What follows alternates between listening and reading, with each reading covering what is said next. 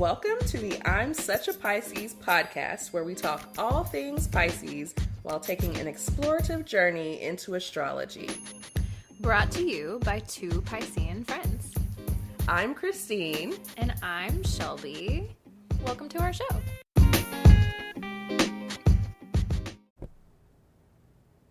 And we're on. Hello. Hello. Welcome back. Did you miss us? Of course you did. Of course you did. You're back. You wouldn't be listening if you didn't miss us a little bit. Right. Oh, I can't wait for today's episode. Yes. It's going to be so fun. It's going to be a heavy one. It's a heavy one. But we've got some good stuff to balance it out, I think. So yes, we're gonna start off light at least. Right. We'll see where we go after that, but we get to start in a light place. Exactly. Yes. Do we want to start? Well, how are you? I'm good. We talked a little bit before recording, but the day started really good and it was a very feel good Friday. Mm-hmm. Something I didn't tell you, I started rewatching The Hills. Wait, rewatching, not watching for the first time. Oh no! So you're a big fan? Mm-hmm. Okay. This was my era. I don't know if I knew this about you. Oh, The Hills. Oh my God. Okay. Girl. I just learned some Christine trivia that I did not know before. Right now. Had a group, grad school, we had a little group that, this was at the tail end of The Hills. Mm-hmm. Hills, not heels. Either way. But yeah, we had a group of my friends in grad school that was the thing we look forward to in the week too. The Hills is coming on tonight and The City. And we and I wasn't even the only black girl that was into it. And I was like, yes. And just a week ago or so, mm-hmm. Amanda Seales posted something about, I think she was singing the theme song or whatever and talking about that. Did you see that post? No, but very funny. Then to see all the comments, I'm like, see all the other black people that watch The Hills too. They talk about it on somebody's talked about it either on the Friend Zone or on. I think so. I feel like one of them used to watch it. Yes, because at the time, those people were the same age, right, as me at that time, so it was even more reason to watch. But I was even watching today, and I think I'm on the second episode. And, it's a very different watch, and I've rewatched it before. I think I was not 30 yet, so it's still been. In your Saturn return, if you listen to last episode or two episodes ago. Probably late 20s, and was enjoyed, and now it's this is gonna make this hard, but it's still enjoyable, but it's already the first episode I'm look how she went into this interview, what, you can't go it, you can't, that girl, what did you just say, So do you feel like it holds up? It's still fun, but it's harder to watch now. I was I wonder if Shelby ever watched this, would she do a slow binge with me? I was I don't know if she could. I don't know if she would stomach it or not. I didn't really watch it when it was on. I'm trying to think, what year would that have been when it was really popping off? Okay, so I feel that was probably in the midst of it, because I graduated high school in 2003, and so Laguna Beach was on when I was in high school, and so that was the precursor. Okay. And then you had The Hills, and so 2003 to 2008 or 9, that was okay. The Hills. Yeah, I think I was just a little bit too young for it. I was watching MTV or whatever at that time, but I was in 7th grade. Right. So that wasn't the stuff that you would want to be watching on MTV. Yes. Or if it, I don't know. I think I remember just being this is boring. Because it was because I was still on the verge of being into cartoons at that point. Yes, absolutely. I was still a child. This is why this is so great. This age gap, because it's The Hills is huge, But also, you're like, I was a little Cartoon Network over here too. But then it also, I mean, I still watch cartoons because I just have always and will always. But like, I do remember that there were people in my same age group who most likely had like older siblings who watched it, and everybody was trying to dress like that. Yes. Like the fake tans and the like Lauren like everybody wanted to be Lauren Conrad. Yes. All of that. I know a girl who I went to middle school with, who very cool, but she named her first child Audrina, and I feel like that was like it reminds me, isn't Audrina someone on the hills? Okay.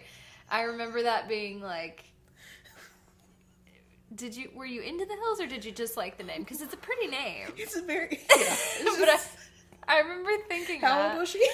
She was young. She had a kid super young. I think she was probably like 20. Okay. And I'm 30 now, so that was like 10 years. Yeah, anyway. So you're good? That really takes me down to think that someone may have named their child after Audrina. I bet. I would love to look at, oh man, okay. Sorry. We're like 2 minutes in and I'm already, I got a coffee before I came over here, so I'm going to be like really talkative today, I feel like. Let's do it, yes. I mean, look, I've already taken us into the hills tangent and I'm like... Well, I was just going to tell you about the TikTok girl that I follow who predicts influencer baby names. Have you ever seen that? Sorry, what? She predicts? She predicts what an influencer is going to name their baby based on their like aesthetic, their other kids' name. It's like hilarious to me. What? I'll show you later. But she's always like looking through, apparently it's really easy to find baby name search data and like popularity of baby names over time. Gotcha, yeah. I would venture to guess that the name Audrina and the name Lauren, maybe even a Heidi, yes, maybe a Spencer. I can't think of any of the other characters. Spencer. Justin Bobby. Justin Bobby. Oh my god, yes. I forgot about Justin Bobby. Okay, I watched enough to know who these people are. Yes. So my boyfriend at the time was named Justin. And so my good friend Claire, hey Claire, if you're ever listening to this show randomly, we used to call him Justin Bobby all the time and just drive his ass crazy. No. Like, Justin Bobby. It's such a stupid name. Justin Bobby? Like, I still don't get it. And then it translated for her into Bobbio. Bobbio? And so she probably would still see him today and refer to him as Bobbio just from that time in our life. Like, that man, again, has a whole wife. My God. Oh my God. But he will forever be Bobbio. Well, this is the same one we were just talking about. We were just talking about creating elaborate fantasies about our first crushes as children. Just elaborate. Anyway, I won't go into it again. Just fun times. Like, man, The Hills was like, that was a moment. Let me watch an episode before next week. Like, I'm just gonna watch a single episode and see if it's something I could do. Let's see what time we finish this. They're like 20 minutes. Okay. I will turn on Hulu for you and see if you can manage it. All right.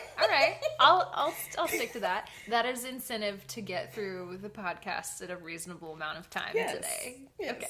Okay. We'll see what we can do. Okay, we'll move on from The Hills. It was just random. Well, I had told Melissa a few weeks ago, I was like, you know what? I want to rewatch The Hills. It's a comfort show.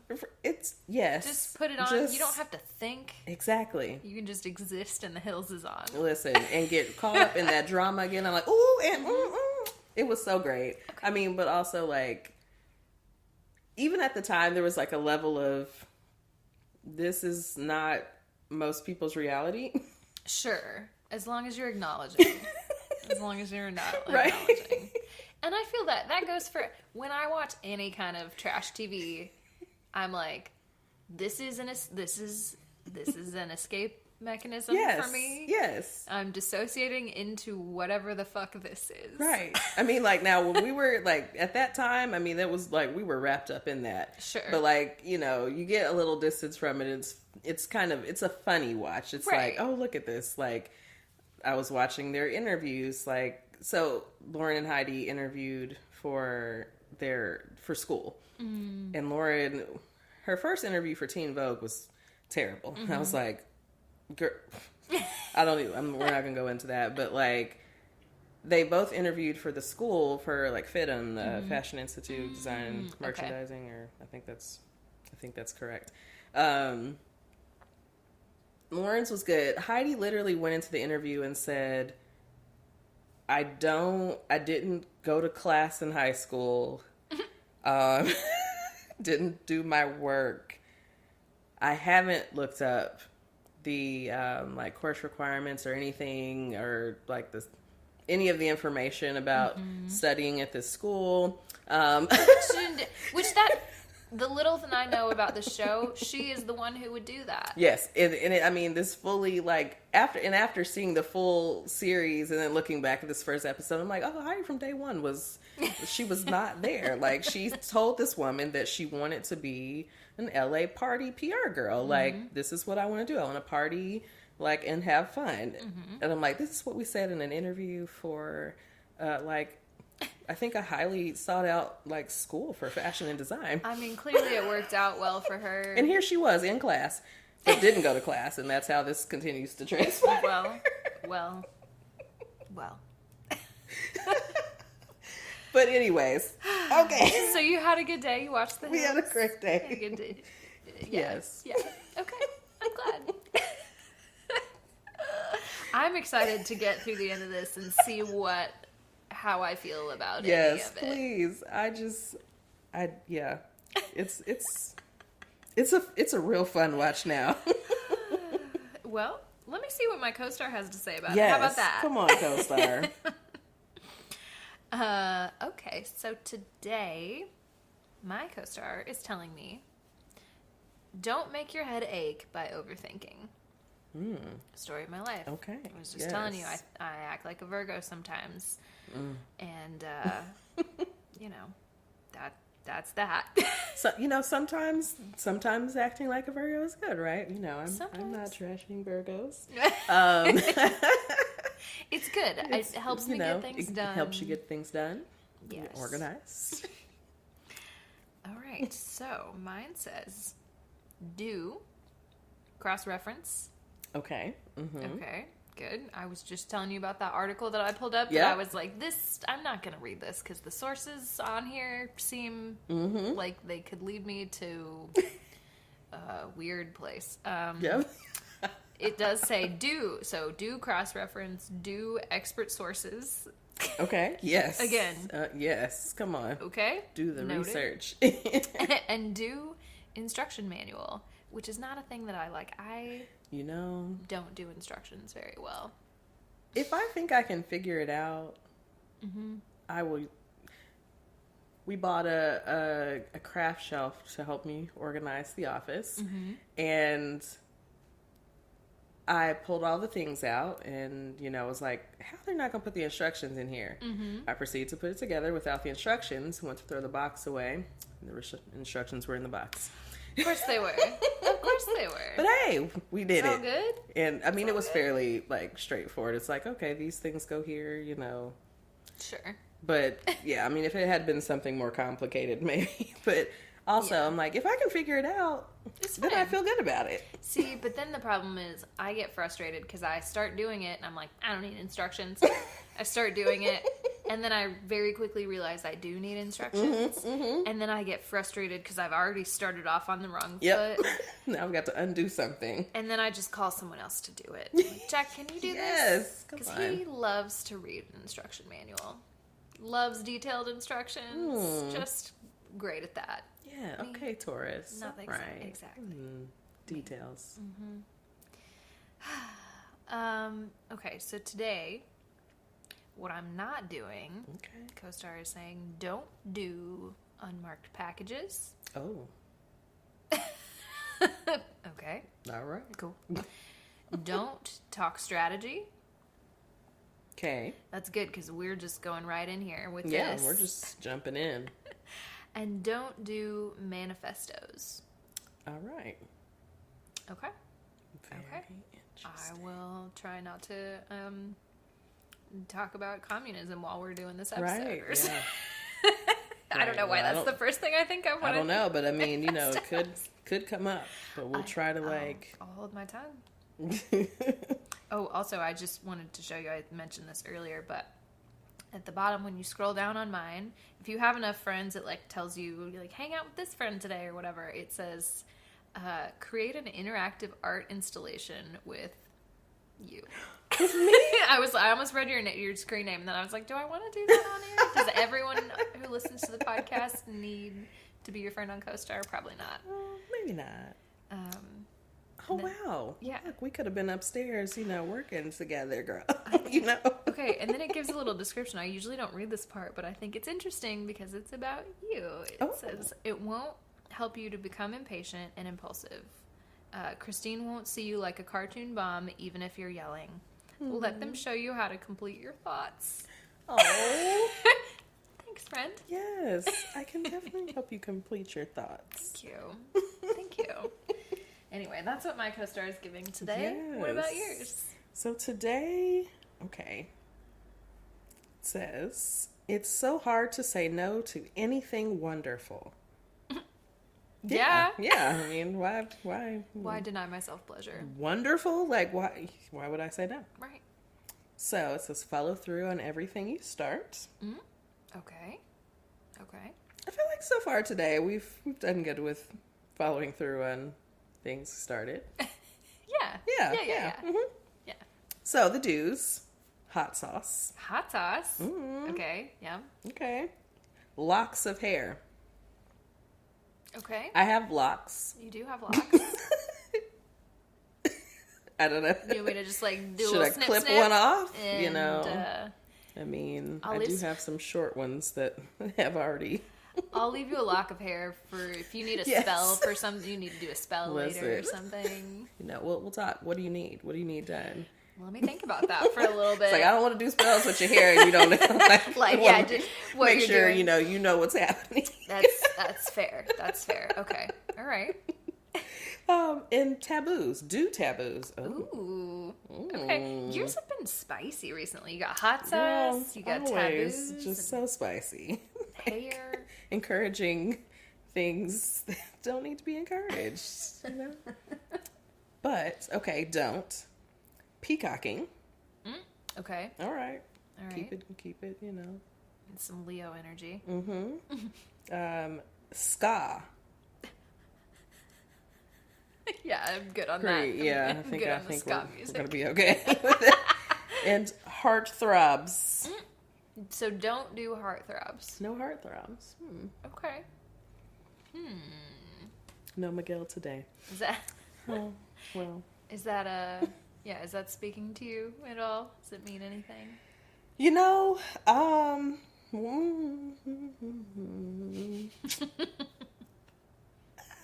it's okay if it doesn't. I don't think anything's really like, you know, in the past few weeks there have been some heavy hitters like messages. I feel like this is just kind of fun. Like, yeah, I feel light today. Like I feel like the horoscope is light. Yeah, okay, that's good because you've had a rough couple of weeks with your horoscopes. Listen, so yeah, I feel they've been coming for me. Yeah. All right. Well, for the sake of my recording purposes, yes, take a quick break. Let's take a quick break. We'll come right back with relatable content. All right. And we're back. Hello. Again. Yeah, now we've got some relatable content for you. All Christine, right. What do you have for us? So I've got a mixed bag of relatable content. As always. I mean, really, it's always a mixed bag, and I love it. Yes. Oh, okay. Yes, we'll start with the stuff I have down, but remind me about if I forget about Atlanta. Yes. Oh man, I can't we'll start wait. with the astrology. Yes, we'll talk about Atlanta. Yes. Okay. So our first piece of relatable content is The signs reactions when they see a ghost. Oh, okay. Let's get ghosted. Okay. We are the ghost. We are the ghost. Anyway. Aries starts packing up. Okay. Getting up out of here. Yep, see ya. Taurus says, no, LMAO. Bye. Bye. Like, nope. Mm-mm. Yeah. Gemini, ask if they like ice cream. Very social. They're like, hey friend. Yeah. Cancer, runs for dear life. Mm-hmm. That's right. Yeah. Yeah. Getting the fuck out. Yeah. Leo, screams and calls 911. Cops. Like, but what are they going to do? Right. It's a ghost, okay? Yes. Come on. Virgo. So very Virgo. They say, you're not real, dude. Are you? All right. All right. Virgo never believes. Libra turns white, then faints.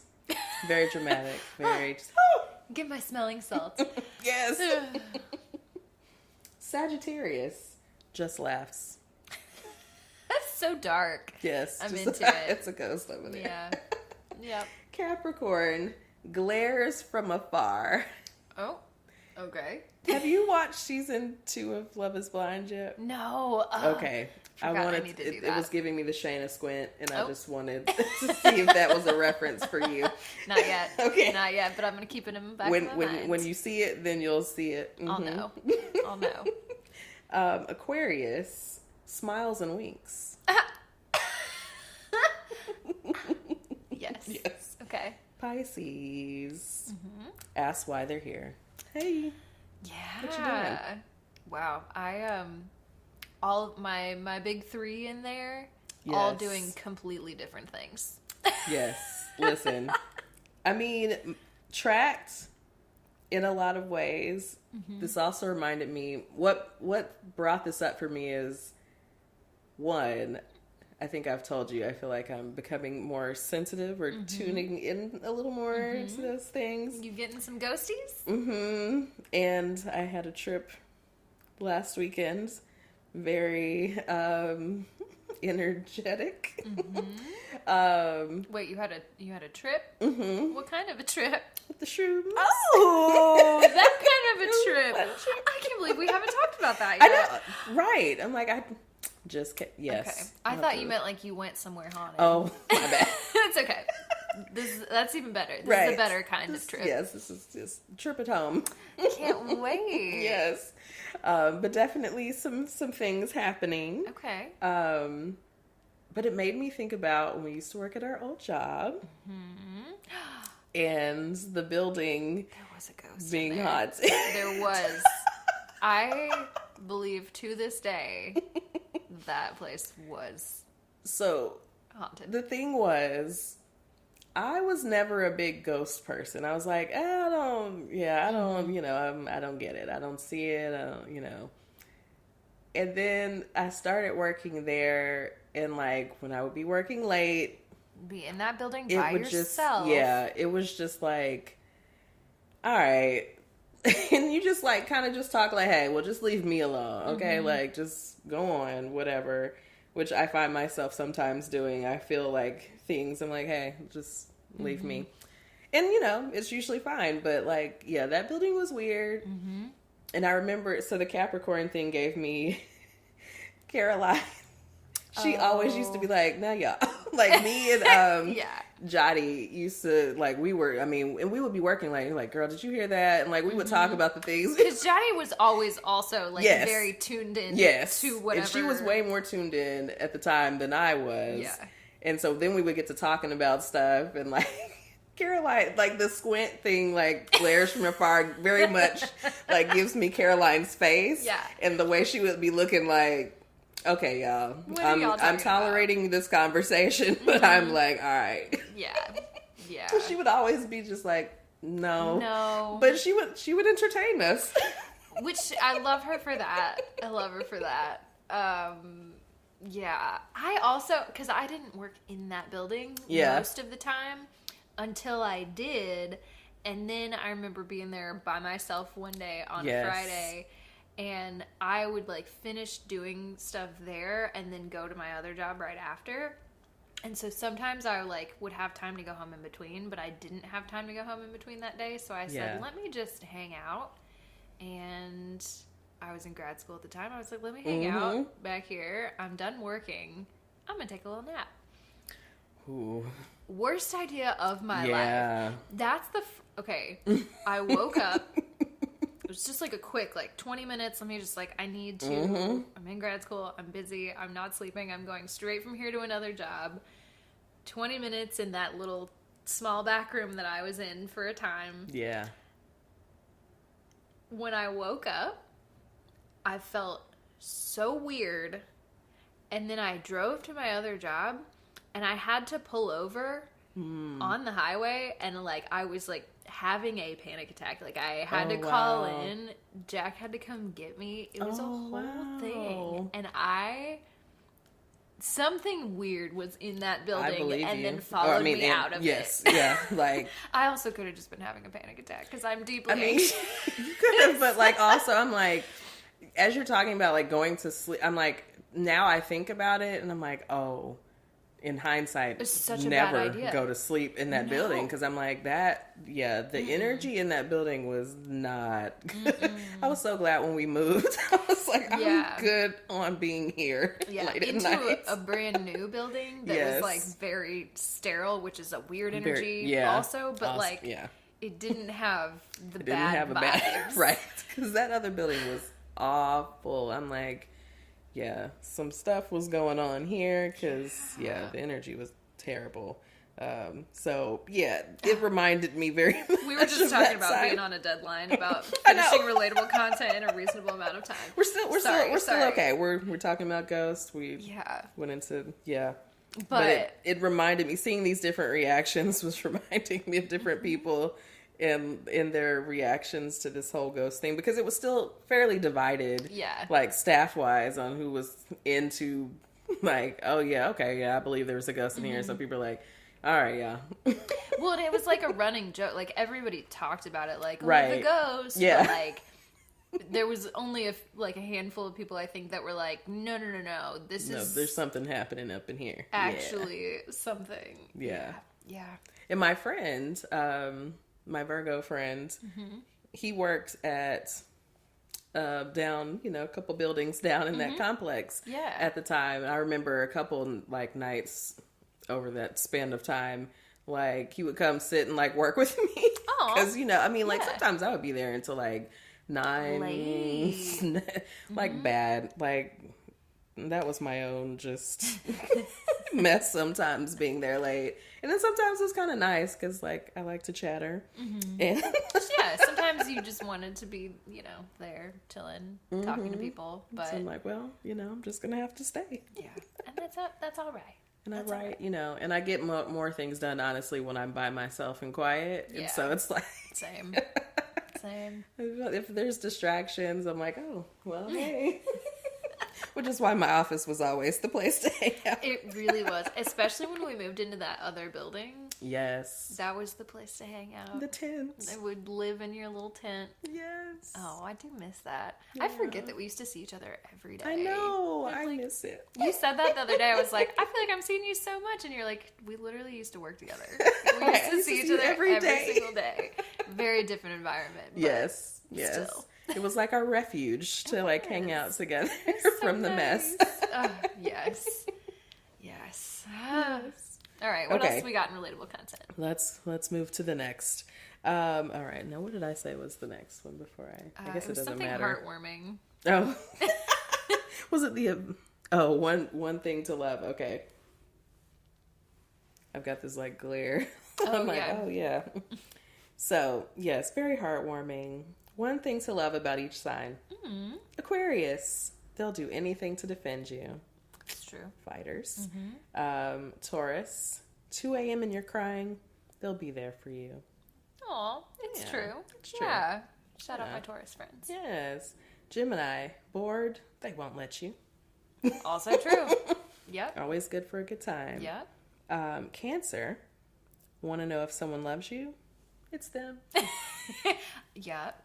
Also could see it. Very sweet. Just wear their hearts on their sleeves. They'll let you know. Leo. They'll give you the gift of loving yourself. You know what? Yeah. Yeah.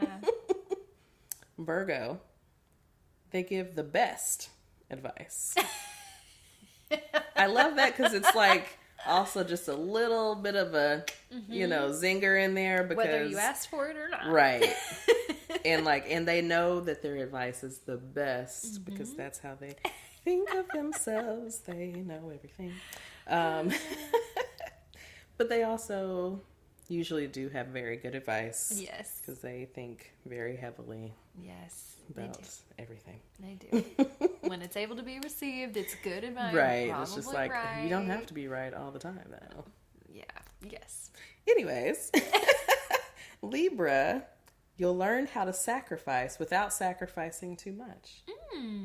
Okay. Very interesting. That's good. Yeah. Scorpio. Oh, hold on.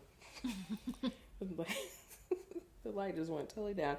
If you think life is shallow, then you've never met a Scorpio. Very deep. Yeah. Yeah, that's true. Yes. Sagittarius. Been dreaming of far places? Wow. Here we go. Okay. Let them take you. Like it just went completely away. Sagittarius, travel. Yeah. Yeah, lots of travel. We're going to adventure. We're going. Yep. All right. Capricorn. Hard work can be fun. Let them show you. I mean, they're not wrong, but also it's funny. When is hard work fun? Says the Pisces. Right. Work? What? What is... Okay, there's a clip. There's a clip. I think it's on TikTok. It's like, what's your dream job? Have you heard this clip? Is it the, like, I don't dream of labor? Right. I don't dream of labor. Yeah. Like, yes. Everything. Yes. Like, who? What? Yes. Labor. Aquarius. Want to know what real love is? Aquarius. Okay. I don't know if I quite catch the reference. Yeah. But, all right. Okay. Whatever. Pisces. They will understand you. We're very understanding. I like it. Yes. All right. Let's get into the physical traits of the signs. Ooh, okay. I love these lists. I love a list. Yes. All right. We're going to start. Okay. So when we're thinking about this, let's think about your rising sign. Okay. Because if we remember, our rising sign represents like our appearance. A little review from last week if y'all were paying attention. Yes. So pull out your rising sign in your mind. Okay. So I'm thinking Cancer. Yes. Okay. And I'll be thinking Taurus. All right. So we're starting with Pisces. Hey.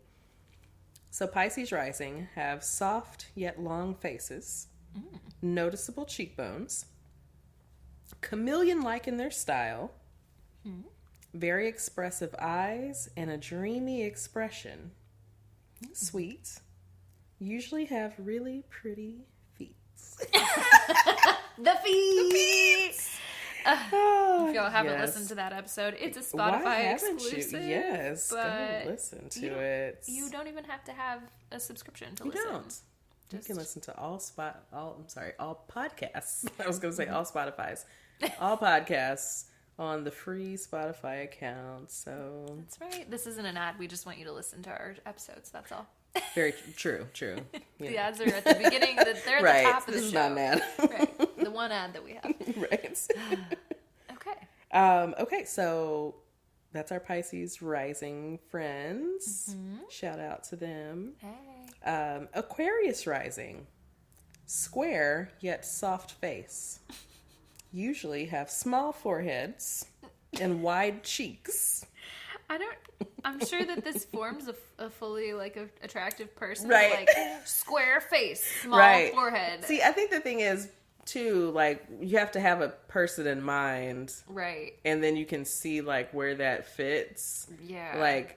When it comes to someone that you can place a person and then you can see oh, okay. Does this work? Does that not? But just calling out the features sometimes okay. Well, and this is another and what does that look like? This is another one of those things that I have to remember. We're talking about the rising sign. Yes. it's hard to, there's so much to astrology. Like, there's so many little pieces that I'm just, like, thinking about anyone I know who's an Aquarius, but, like, that's their sun sign. Yeah, the rising. Yeah. And so that's the tricky part. But we'll listen back, and once you start seeing them. Yes. You're like, oh, you do have, yeah. You do have a small forehead. You do have a small forehead. Look at those cheeks. Unusual nose. Aloof expression. And unconventional beauty. Okay.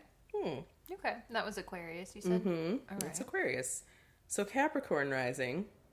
Sharp, angular features. Small, deep-set eyes. Usually slender. Tough. Guarded expression. Tend to look older than they are. All that wisdom. Yeah. Just all that Saturnian. Old souls. Yes. All right. Sag rising. Idealistic expression. Untamed hair. Wide and daring grin. Somewhat equine face. Kind of look like a horse. That's what they're saying, y'all, just in case no one caught that. Okay. And searching eyes. So Jack is a Sag rising. Is he?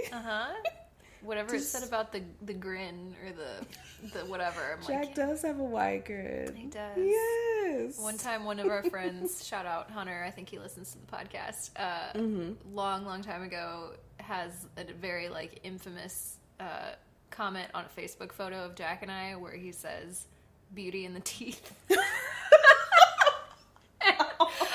That was like 10 years ago, and I laugh about it to this day when I think about it, because Jack had this, like, toothy, big ass smile on his face, and it was so funny. But he's got great teeth, so it's fun. It works out well. But yes. Anyway, I used to like wide smile all the time, like both rows. Like, I just tried to do it, and I looked like I was probably like I would grimacing. Never do it now, but that used to be how I smiled up until probably like the 7th grade. Maybe someone said something about it, and I like became self-conscious, and then like taught myself how to smile smaller. Oh, I've been trying to do, especially now Jack's into photography, so he's been trying to, like, take more photos and stuff, which inadvertently means he takes a lot of photos of me, because it's just like me and Kima, like, and so I've been trying to practice, because I just, like, cheese in a photo, like, yes, it's too big, and I'm like, okay, give him a soft smile, Shelby, give him a soft smile, or like a mischievous eye, but, like, you know, yeah, it's hard not to just be like, smile, like. I know. You have to be in the space to, like, model, right? And or like give like the nonchalance, like the relaxed. You have to be. Yeah, it's a whole thing. Right. I like that one. Okay. Yes. What else we got? So Scorpio rising. So much sexual magnetism. Ooh, yes, that's literally how it was written on here. Felt I needed to give it what it was giving. Thank you. Intense stare and eyes. Square jawline. Arched eyebrows, like a scorpion stinger. Okay. Mysterious and powerful presence. So you'll kind of know when you are with a Scorpio rising. Apparently, their presence is going to give you magnetism. Do I know anyone who's a Scorpio power. rising? I'm gonna look real quick on CoStar while Right, you keep I'm like, going. who do I know that I don't? I'm trying to think of anyone's rising sign. Outside of ours. Right, I know ours. Just ours. Let's see. Okay. Libra rising. Symmetrical faces. Soft, feminine features. Pointed chin. Graceful and charming demeanor. And slight noses. Okay. So I guess it's giving very Venus. Now, I will be also interested to think about this on different faces, how that translates, different ethnicities. Yeah. Like slight noses, pointed chins. Not that those features don't show up, but I'm like, how does that look different? Like, let's look at a lot of different Libras and like, does this hold up, or is this, you know, a Eurocentric beauty standard? Yes, exactly. But I'm sure, I mean, probably most of these are. Yeah, it's worth it's Greek. I mean, take it with a grain of salt. Greek. Well, no, Greek first, and then the Roman people took it over. I don't know. It's not history lesson time. Right. So, yeah. White people.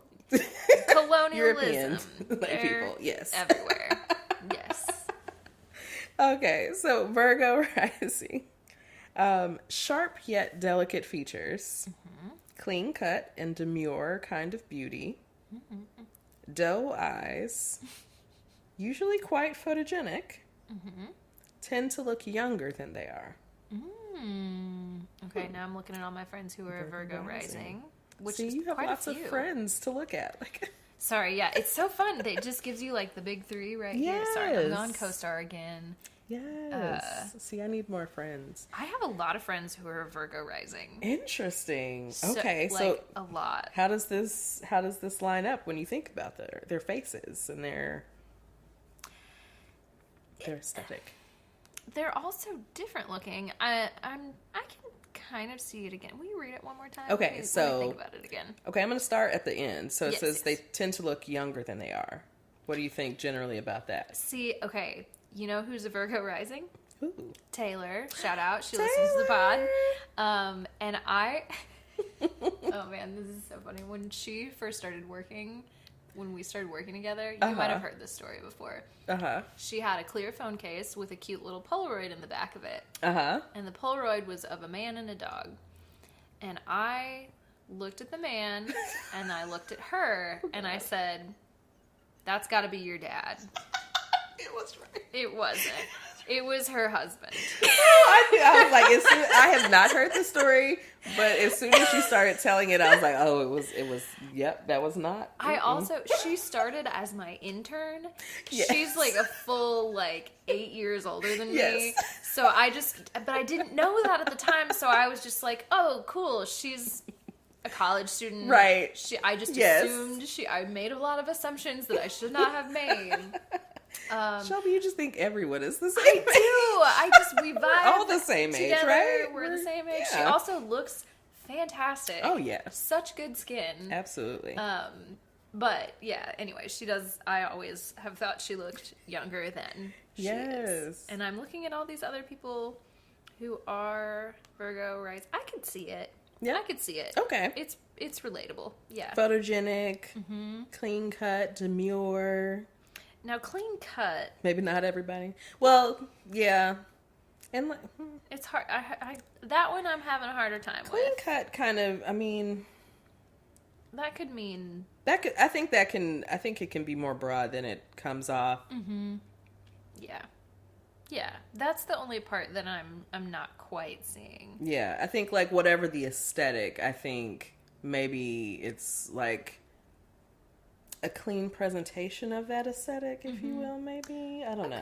Does that give it more, or still no? I think some yes, but I'm thinking then another person, according to my co-star, who is a Virgo rising, is my friend Christina, who I think you've met her before, maybe a couple years ago, and her aesthetic is like very punk rock, very she always has kind of crazy hair, but it's very intentionally done crazy hair. Yes. And I guess it could be clean cut for that aesthetic. Yeah, I think that's so if you're saying it's intentional, I think that's what gives me the kind of clean cut, not I don't know what's happening with my look. Right. Yeah. It is a very intentional look. It is very this is who I am. I'm doing this and same with all these other people who I can see who are Virgo rising. Yes. Well, I think so. So I think it gives, I'm trying to think of the other one. Oh, so the Sag rising, that was untamed hair. That was giving me you maybe don't know. Yeah. What's happening. That's just kind of your look, and it works for you, but also it's not necessarily intentional. Right. You haven't really thought about it. Yes. It just is. Yes. Okay. Yeah. I get it. That's what I'm getting from it, but you know. I see it. I'm reading in. All right, so let's go to Leo rising. Okay. Royal presence, of course. Yes, of course. Usually have thick, beautiful hair, glowing skin, soft, round faces, and an air of confidence, of course. Okay. Of course. You know, confidence, royal, you know. I can see it. I want it. Yeah. All right. The time we've been waiting for. Yes. Cancer rising. What do we got? High cheekbones. I don't know. Sure. Okay. Yeah. I'm with it. Sure. Moon-like faces. Okay.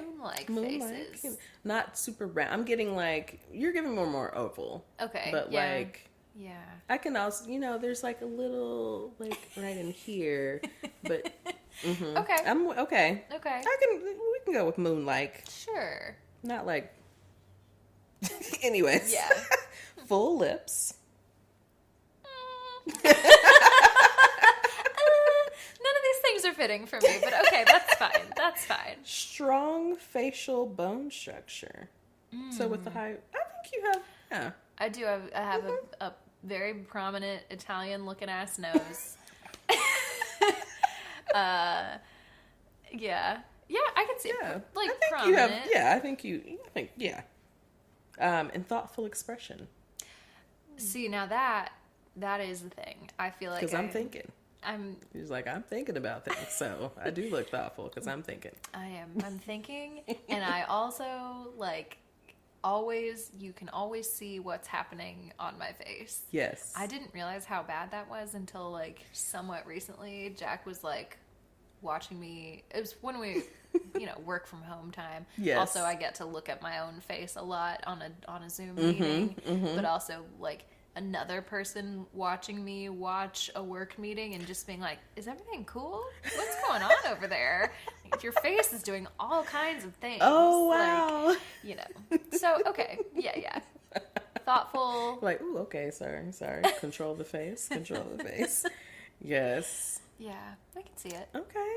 So I see it. Not all of it, but it's, take what works. We've got several marks. Yeah. We probably won't all hit. Yeah. All right. Gemini rising. Mischievous. Quirky smile. I'm sorry. Mischievous quirky smile. Oh, okay. Pixie-like and androgynous look. Okay. Long faces. Notable cheekbones. Seem to always have a cheeky sparkle in their eye. Cheeky that mischievousness. See, this is giving me, I don't know. Well, Is Melissa a Gemini rising? Look at that. Listen to it. You want me to read this again? Yes. Okay, let me think about it. Mischievous, quirky smile. Check. Pixie-like androgynous look. Check. Long faces. Check. Notable cheekbones. Check. Seems to always have a cheeky sparkle in their eyes. Check. Have we found Melissa's rising sign? I think Get the birth certificate, ma'am. We'll get there. We need to know. That sounds like Melissa. Yeah, it really, really does. Wow. That's a trip, kind of, actually. I'm like, that sounds like Melissa. That's in the running, for sure. Absolutely. And that would give me more, like, to think of Melissa and then think of, like, the Gemini traits. I could definitely see that. Way more than Pisces. The social, yeah. kind of not always up for a good time, but like, Yeah, always, pretty much. Yeah. I could see it. I think investigation time. Put that on the, save that in the head. All right, last but not least. What we got? Taurus rising. Yes, this is you. Deep set, almond-shaped eyes. Like, are my eyes almond? I have no idea. I also don't think... It's probably not a good time to look either. They're probably halfway open. I also wouldn't refer to them as deep set. Yeah, I don't think deep set. I think when I think of deep set eyes, I think of people with like a more prominent like forehead, like eyebrow line, and I don't necessarily think that you have that. But I think the shape. I think not the depth. Yeah. I agree. Well, we'll talk about the other part of that. We'll talk about that later. Okay. Soft yet determined stare. Soft yet determined. Yeah, you got a real therapist, like head nod, like turn to the side. Developed deeply over time. Yes. You can't stop it. Yes. Full sensual lips. Yeah. Okay. I'm not going to ask you to tell me if my lips are full and sensual, girl. I think so. I'll tell you. As they're like dry as hell, I'm like, oh, I got to put some balm on the next break. I don't realize how much chapstick I need to record a podcast. It's amazing how much talking just dries you right on out. That's right. I gotta hydrate before this podcast. Anyway, sorry, continue. Earthy skin tone. Okay. It is earthy. It's brown. It's very earthy. Beautiful earth tones, yes, I guess. I guess some people have like real like reddish pigmentation, so I guess that would not be very earthy, but like a lot of skin tones are earthy. Yeah. So, true. I mean, they're all... Like, what are we saying is, what is earthy and not earthy? Yeah, but okay. But maybe if you're like, so to that point, like, I think red gives me more, like, the red undertones gives me more warmth, and maybe that's where we're going with earthy versus, like, a cooler tone, skin tone. Like, even, like, an like olive tone or like different shades of brown. Yeah. Like, okay. Versus like someone that might be more on the cool side of the spectrum as far as the tone. Yeah. And the last thing is great bone structure. I mean, yes. Yes, absolutely. I used to have a lot better bone structure actually, but I mean, eating happens. Yeah, I feel like you have lovely bone structure. Thanks, Fred. I have a hard time, like, even with mine, when it said, like, prominent bone structure, I'm like, I mean... But I look at you and I'm like, yeah, everybody has bones, and they're all structured in some way. Like, I don't know, I mean, like, some people do have, like, a fuller face. Like, I mean, but also depending on... when you know that person or see that person, right? That face can look very different, right? Yeah. Like, I look at my younger face, and I'm like, I would have a much more prominent, like, bone structure. Yeah. There was less, fullness of the face. Well, I mean, and that comes and goes, like, right. It fluctuates for sure. Yes, life. Okay. All right. All of us aesthetically. All of our looks. Okay. Govern yourselves accordingly. Yeah, that might be good for, I saw someone on the internet recently be like, oh, I just realized that my eyes are hooded, and that's why a lot of these makeup trends don't look good on me. Like, oh, yeah, I guess that does your, like, facial structure. Makes a difference, absolutely. Makes a difference for styling, and, yeah. So we gotta get, we're still working on getting more inclusive. There's a lot of different little things that make a difference. Right. All right. Okay. Social media signs. Okay. This one's gonna be silly. I can already tell. So these are the the social media sites associated with the signs, and when we get there, we'll get there. There's a funny one that I'm like, this is very fitting, and maybe this is. All right, let's start with Aries. Let's see what we got. Let's just get into it. Aries is Snapchat. Okay, yeah. You see it, we see it. We see it. Taurus is Pinterest. We're getting it styled. Yes. We're getting the looks together, aesthetics.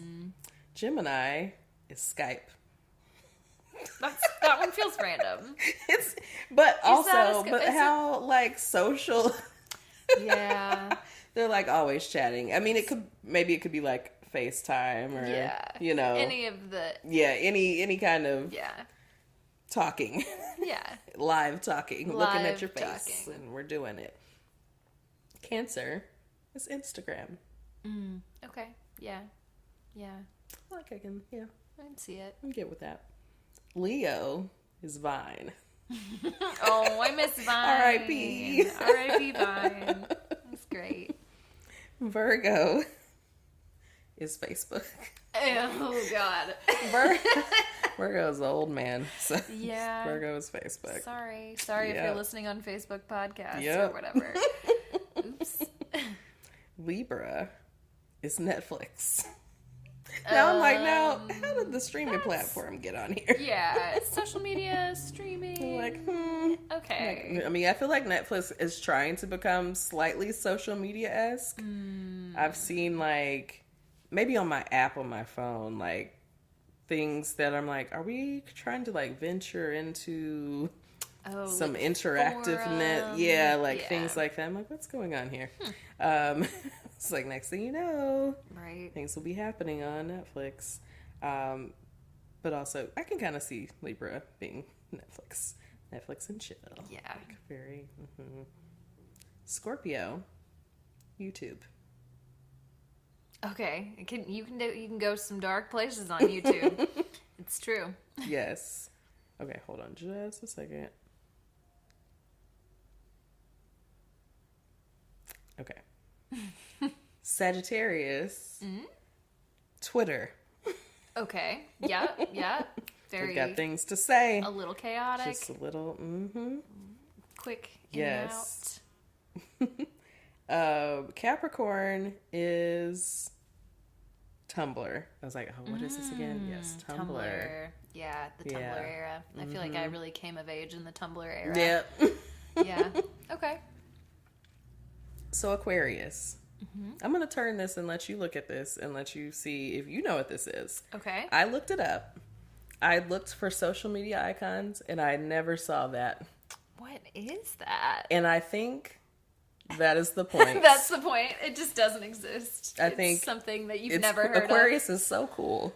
They're so futuristic. Yeah. They are on some shit you ain't never seen before. Yeah. And I thought that was the funniest part about this post. I didn't realize that you were just like looking at icons. Just icons, yes. That's funny. It's like a red circle with like a little squiggly. Like I'm sitting here like, is that Discord or is that Twitch? Or I'm looking up there. It's like, nope, that's not any of those icons. I'm looking, and then I start doing a search just at like social media icons. I'm like, I don't see this at all. Yeah, and I'm like, oh, that's the point. That's the point. That's the point. It's probably some exclusive social media site that I never get an invitation to. Exactly. Okay, I see. I get it. So to close it out, we have Pisces, and what are we? What are we? Spotify. Yes, okay. We love our music. Okay. Yes, and our podcasts. And we have extensive playlists. Let me tell you. That's true. Extensive. All right. That was a good one.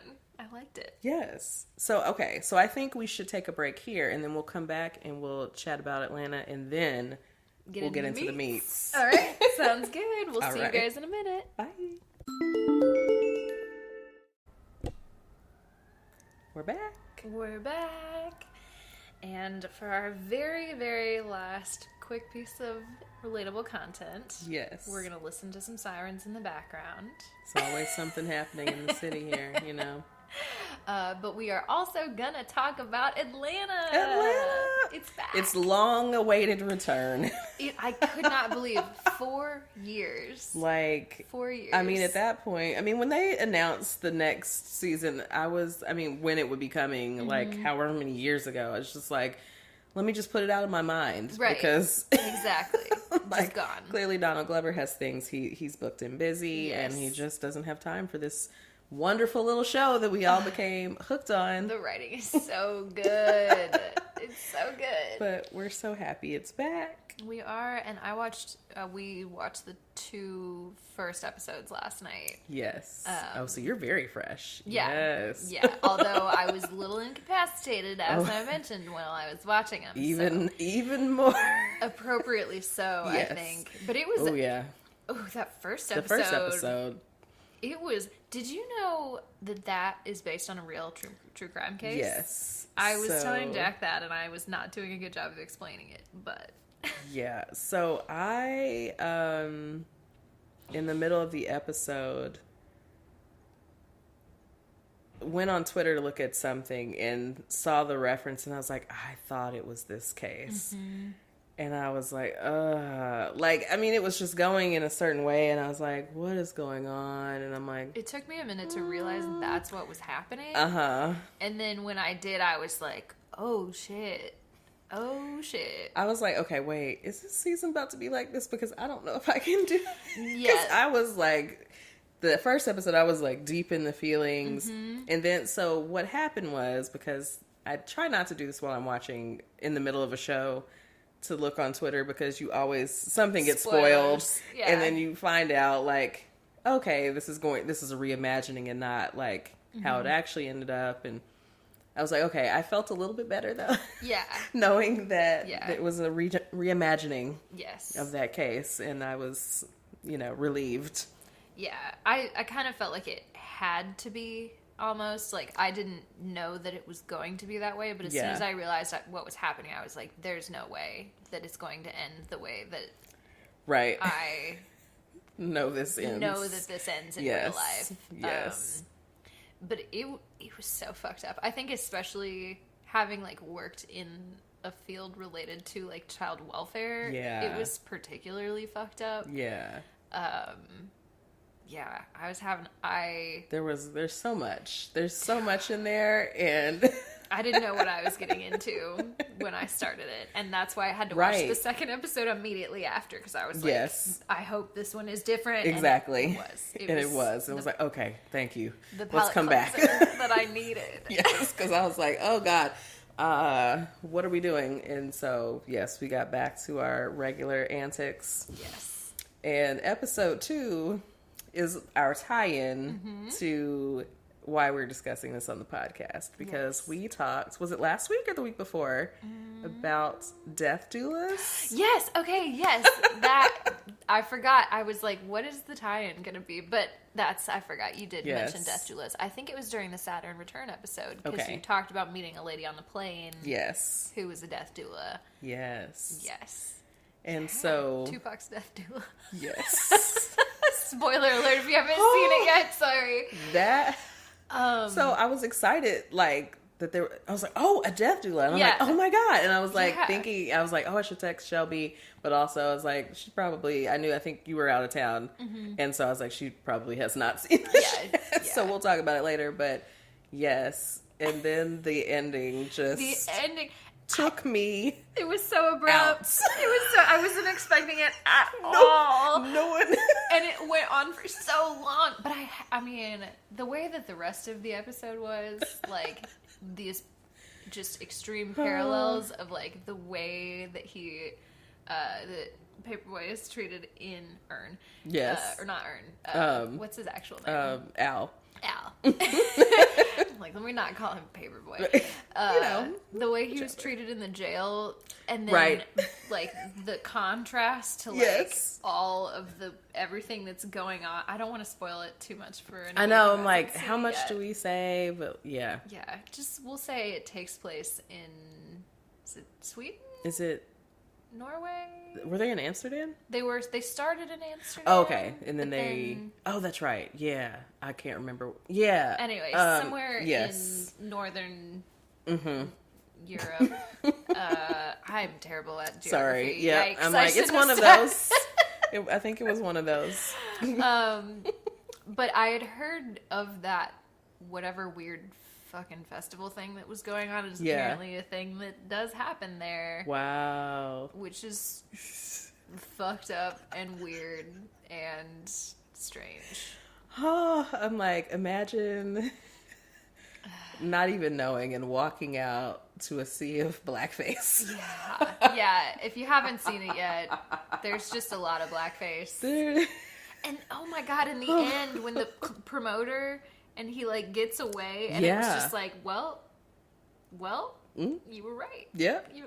All of this extremely justified. Yeah. Like, not that not the blackface. The right, no, his the reason react for yes, not, yes. you know, like not that he even needed a reason. Right. The blackface. That in and of itself, just the writing is so good impeccable. on that show. Yes, so good. I saw a tweet, and I'm not going to quote it right, but someone had referenced a tweet from Donald Glover talking about people comparing the show to Dave, and like people are like, "Oh, Dave's better," and this, that, and the other. Oh, no. And I was like, "No, look, we don't have to do this. I enjoy Dave. We don't have to do this." Like, yeah, we're not. No, they're two different shows. They are. But also, I don't know. I've only just seen a couple episodes of Dave. Yeah, it's not better. It's just not. I wouldn't say it's better. But I'm like, why do we have to do this? Like, they are totally different. Kind of quirky, unique kind of shows. I was like, I enjoy them both. Yeah. And I don't feel any need to compare the two. Yeah, no. There's no comparison. No.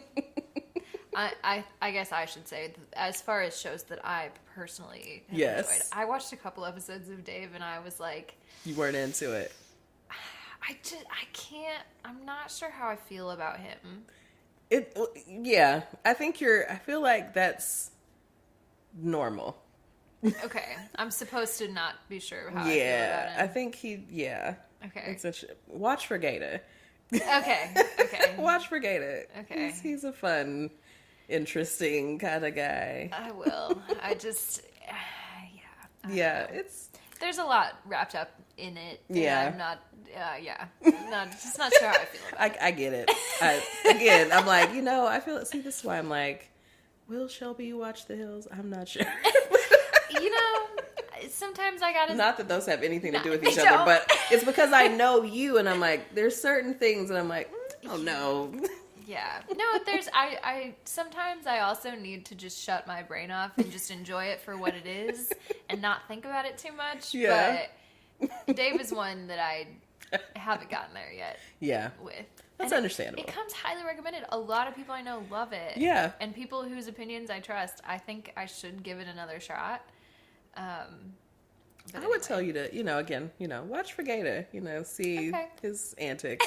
But I think it does get better, but I can't even tell you what the first two episodes were like, so I don't remember what you even saw of the show to tell you like, oh yeah, it gets better, or oh no, most of it's like this. I just want him to stop talking about his weird dick. That's mostly the thing that I'm just like, can you, it's not mostly the thing. There's a lot of other things, but like that, I'm just like, can you just leave that alone? We get it. I get it. Your dick is weird.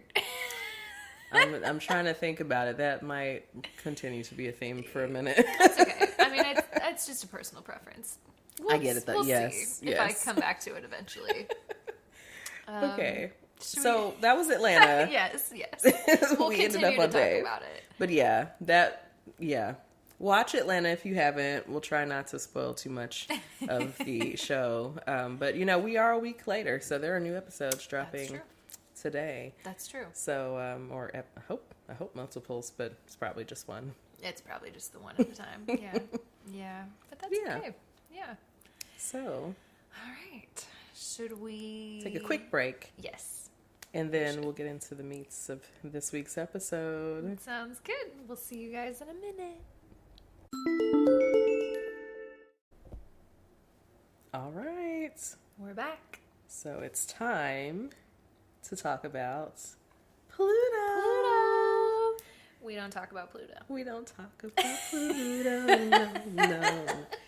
I haven't even seen Encanto yet. I haven't either. Okay. I've only heard the song, and I had to go, find it. And like, okay, now what is this song that everyone's talking?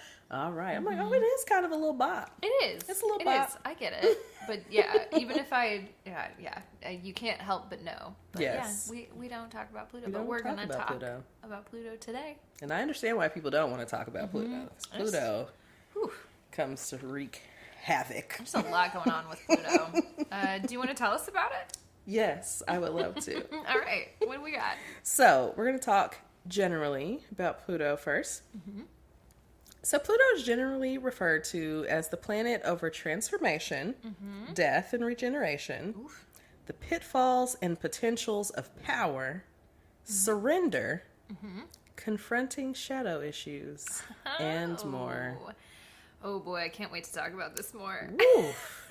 I mean, already. Yeah. Some heavy hitting things here. Yes. Pluto is known to be the most powerful planet in astrology. Now see, and say those more. Say more, because I always thought that the farther out in the zodiac you were, the less sort of influence you had over things. But that doesn't apply to Pluto? I think what you're referring to is actually the influence on us personally, like individually. Right. Okay. And I think the further out the planets go, like because of their orb, like the long times that it takes to like move around the sun, they have less impact on us like individually. They do still have impact, but not as much as they have on like the collective. Okay. And so I think that may be what you're feeling. Yes. That's the impression that I've gotten. So, but that's not the case when it comes to what we're going to talk about today. The real power of the planets. And like, I don't know how I feel about Pluto being the most powerful given the energy that it's giving. Surrender, confronting shadow. I mean, the subconscious runs deep, so listen, that does, I could see it, right? Like, it does make sense. Yeah. So sorry, I just got the sudden urge to just say pushing P. Pushing Pluto. Sorry, I just had to throw that out there. That's all I can think about now. Ooh, I'm done. Ooh, that sounded weird. Yeah, it's not what I meant. But like, we're gonna be, Pluto is really like pushing P, is applying pressure on all of us. Apply pressure. Right. Yes. Now. Ooh. Pluto is applying pressure on us right now. Yes. Okay, so Pluto takes about 20 years to move through a sign. That's a long time. Yes. And so it usually brings significant social changes.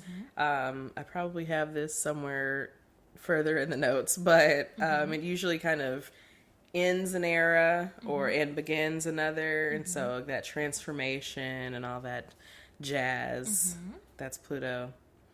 Pluto is known as the destroyer. Wow. Okay. Yikes. And as I said, it typically ends a movement or a generation or begins a new one when it's moving from sign to sign. Okay. So, this is the energy. This is why we're keeping it light on the front end of this episode. Because we're going to need it. We're going to talk about some heavy shit. Pluto, the destroyer. It reflects our struggles, passions, and metamorphoses of each generation. Okay. It helps us to achieve the pinnacle of spiritual advancement and destroys everything out of alignment with truth. Okay. That sounds intense. I mean... Sounds very intense. Very intense. But I mean, think of the times we're living in. So yeah, but, okay. I mean, intensity. Yeah. We can experience Plutonian lessons as individuals. And we'll talk about that more on another episode when we get more into just the planets, their own energies, and not necessarily the return episodes. But I like to give, a little basic knowledge just, before we just jump into talking about the returns. Give us, a little background. So we can talk about the individual effects more later. But it's mostly felt in a generation. And so its return usually is for a government or a country.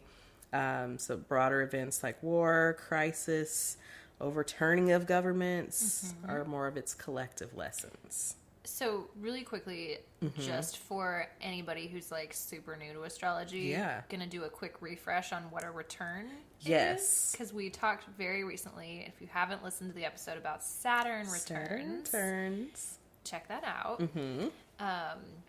But a Pluto return is the same thing. So your Pluto return happens when Pluto returns to the sign that it was in at the inception of, it doesn't ever happen in a human lifetime because a Pluto return takes 250 something years.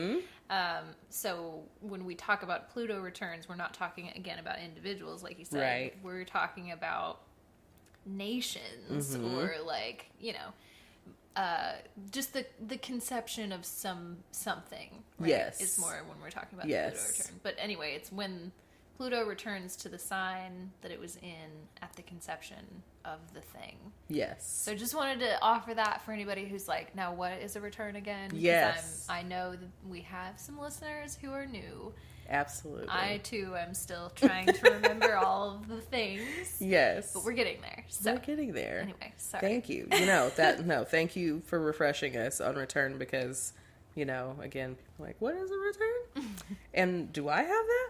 No, you do not have a Pluto return. Unless, you know. Live to be 300 whatever. Some people would say in the Bible days. There are lots of people apparently living very long lives according to the Bible. What were they doing? Yeah, it's like that's a long time. I don't know about that long, honestly. Yeah. I don't know. Had they totally figured out the math yet? Right. Or okay. Are we sure? Anyways. So I want to get into our Pluto generation. Yes, because we have the same one. Yeah, right? Yes, we fit into the same generation for this. The one that's only in like 20 years. Changes every 20 years. We're in the same. Christine and I were born in the same Pluto generation, which is Scorpio. Scorpio, right? Yes. So, sorry. I'm like, turned right to it. That's Neptune. It's okay. Come on over just a little bit. While you're looking for it. So you and I were born in the Scorpio generation of Pluto. The current generation was born in we are currently in the Capricorn. Pluto is currently in Capricorn. And we're moving towards Aquarius. Aquarius will be our future generation. So we'll visit all of those. We'll start with us. Yeah. So the last time Pluto was in Scorpio, the years were 1735 to 1747. What was going on back in those days? I don't know, girl. That was before this country was established, so you know what was happening? A lot of pillaging and things. Yes. Colonialism. Yay. Yeah. But our generation, 1983 to 1995. That's right. Yes. That big old wide generation. Pluto and Scorpio. It's called the Revolutionaries. Pluto and Scorpio generations are imaginative, psychic, and willful. Okay. Powerful revolutionaries, they show up at the end of each era, breaking us free of oppressive powers while leading us to collective rebirth.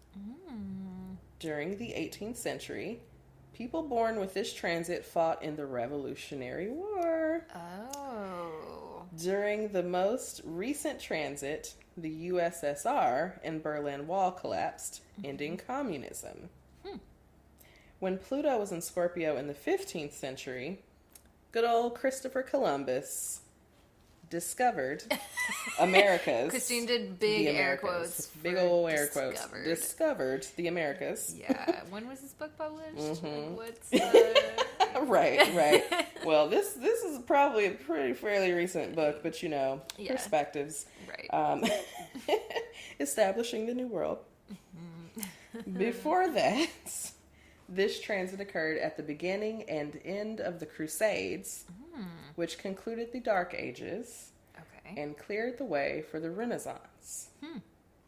The current generation is known as the Millennials. Hey. Scorpio rules sex, and they have smashed through sexual taboos. Smash it, honey. Smash. And embraced bisexuality. Hey. Yes. Open relationships. Yes. Woo. And sexual freedom. Woo. We love it. We love to see it. They are attuned to the invisible and catapulted the magical Harry Potter book series to fame. Okay, I could have gone without that, okay? We didn't need to talk about J.K. Rowling. So listen, you know millennials will always be associated with Harry Potter. I know. It was such a sensation, listen, honestly. Also, I went up for Harry Potter back in the day. Oh, I'm sure. I'm sure. It was also, I feel like, was your family like a, I don't know if you should read this kind of family? So, my family was like, you know this isn't real. And that was the end of that. You know, like it was just, you know, it's just whatever. Right. It was fluff to them, like whatever. But we were into it. Like my brother had, I think when he was in high school, the first Harry Potter book was one of the required readings in 1th grade. And I was like, oh, that's fun. We had to read boring stuff. Yeah, that's cool. Right. I was like, oh, Harry Potter. Okay. Anyways, we won't get into any Harry Potter jokes or anything. Like we're gonna keep it away. I think you were gonna say something. It's some disdain. I'll pass. She's like pass. Smash or pass. Yes. Okay. So as we enter the new age, set to begin in January of 2020, when Jupiter, Saturn, and Pluto join together, this generation will lead us through the end of the industrial age and into a new one, stepping up as leaders with inherent bravery, depth, and power. Okay, well, we're really going to need it. Listen. So, we're really going to need it. I have thoughts. But that's us. Okay. That's our Pluto generation. Okay. So, I want to tell us a little bit about our current generation. Capricorn. These are the builders. And this is the generation born between the years of 2008 and 2024.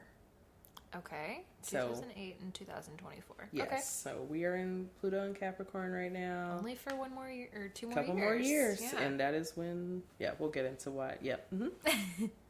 So, Pluto and Capricorn generations will work to overthrow tyranny and establish new governments, ruling structures, and traditions. Okay. Coming with it. During this transit in the 18th century, the founding fathers signed the Declaration of Independence, which marked the birth of the United States and the beginning of a freer form of democratic government to be ruled by the people. By the white men. By the white people, to be exact. Yeah. Pluto's recent transit through Capricorn has been marked by political upheaval and an overturning of patriarchal traditions. That's right. That's right. Time will tell how this plays out, but in the future, the Capricorn-Pluto generation could help us establish new traditions, paradigms, and systems of government. We might even see the rebirth of the United States as Pluto returns to the same degree as its conception. We're going to talk about it. We are going to get into it because we are already in that season and we have reached the point of like the direct, the first direct aspect, transit, I don't know. Yeah. Well, not transit because we're in it, but anyways. When it becomes exact. The first, when it was exact, which was on 2/22/22. Yes, that's right, which is also really freaky. Big portal. Also, okay, I'm not gonna tangent too much, but I was thinking about these like astrology adjacent episodes that would be fun to do, and numerology was one of them. Okay. But yes, anyway, so just a quick aside. Let's do it. But yeah, so that is where we are currently. Okay. And the last part we're going to read is the future, which is Pluto in Aquarius. And it is called the Futurists. Okay. And this is the generation starting with 2024 to 2044. Okay. So the kids haven't been born yet. Right. But these are our Pluto and Aquarius. So the Pluto and Aquarius generations are humanitarians with high values. They tout democracy and work to help the underdogs. When Pluto last transited Aquarius, the French Revolution occurred. which triggered the dismantling of global monarchies and subsequent establishment of republics and liberal democracy. Aquarius rules technology and the future, and Aquarius Pluto periods are one of great scientific advancement. The last transit marked the beginning of the Industrial Revolution, a major turning point in humanity that improved the quality of life for the general population. The Age of Enlightenment also coincided with this period, promoting Aquarian reason and scientific thinking. Philosopher Immanuel Kant had far-reaching influence on European philosophy, promoting the belief that we can achieve peace through universal democracy and international cooperation. The future transit will likely correlate with a great surge in technology when humans may begin merging with computers, as Ray Kurzweil and many other contemporary thinkers have predicted. When Pluto moves into Aquarius in 2024, it will signify the beginning of the Age of Aquarius, meant to bring collective enlightenment, progressive values, cooperation, and freedom from oppression. So now, I was also reading, I think I just told you a little bit ago, I was reading this week about Age of Aquarius, which is interesting that it's like, oh, it's going to start in 2024, and like, also, interestingly, like, these ages are like 2,000 years long. Yeah. And so it's seems like very inconclusive about when exactly that age started. Some people date it back to even in the 1800s. So it's interesting that it's like this big gap. Yeah. But also in a span of 2,000 years, I guess like 200 years is not. It's not a big really. gap. Well, and you were just talking about, I can't remember if we were on mic when you said the Earth is 4 billion years old, but written history is only 12,000 years old. So like. I think we were off mic, but yeah, I was reading in that same reading this week. It was talking about the age of the Earth, and I'm like, the written history of human existence versus the age of the Earth is wild. A blip in time, right? I'm like, whew. Yeah, there's some things that we think, but so some very like Black Mirror-esque vibes out of our Aquarian future age. It's something to talk about. I feel like just doing an episode solely on the Age of Aquarius and like what's coming, and like, I don't know, I just feel like that could be an interesting, heady episode that could go a lot of places. So I put that in our our ideas. Okay, cool. Because I was like, oh, this will be a fun discussion to talk about what we think will be happening in the future. If nothing else, we got episode ideas for y'all. For days. For days. Wow. But so that is Pluto through the last few generations. Now we did skip one, but I wanted to give us ours and then our current and future. Yeah. But very interesting things happening. Very. Yeah. Very. Yeah. So I guess, that leads very nicely into talking about Pluto returns. For the U.S. For the U.S. So we've talked about how as people we have planetary returns in our lives, but some returns only happen for like larger establishments and governments, countries. So Pluto takes about, I think the number I saw exactly was like 248 years. Okay. Like I have 240 here. Just but roughly 250. Yeah, like around 250 to orbit the sun. And so seeing as that time has passed, we are back in this place where we were when this country was established. Pluto was when, yes. Yeah, so right around the time of the American Revolution. It's just kind of wild to think about. Time is such a weird thing to think about. Wild. So our thought was, because the U.S. is now sort of in this, or we just passed the exact transit. I'm not sure the correct way to say that. Of the Pluto return of the U.S. was, like Christine said, 2/22/22, which I don't know really anything about numerology, but that means something. It was a very strong portal date. I can say that. Like, I mean, in general, like, I mean, we could talk about twos, like twos, a lot of times signify like alignment and things like that. But I think in this context of like the Pluto return, those don't necessarily, well, okay. They go together, and they, like, the meaning of the twos don't necessarily directly correlate with anything about the Pluto return, but that energy on top of that numerology will kind of give you some direction for the numerology. So Pluto brings interesting energy, and it definitely brings some energy of ending things, and maybe ending things in a very violent, destructive way. It's like we really might not want so much Plutonian energy in our personal interactions. Definitely not. But so we can get into. Let me look at this really quick, because I think there was something interesting that I had pulled up. Like, how much reading is that? Okay, it's just a few paragraphs. Let me see if I can read this real quick. Oh, you're going to look at the national chart? The national chart of the United States. And so this is the 2008 to 2024 time frame. So it says, in the horoscope of the United States, Pluto, as it moves through Capricorn, is opposing the sun in the natal chart, reflecting major and irrevocable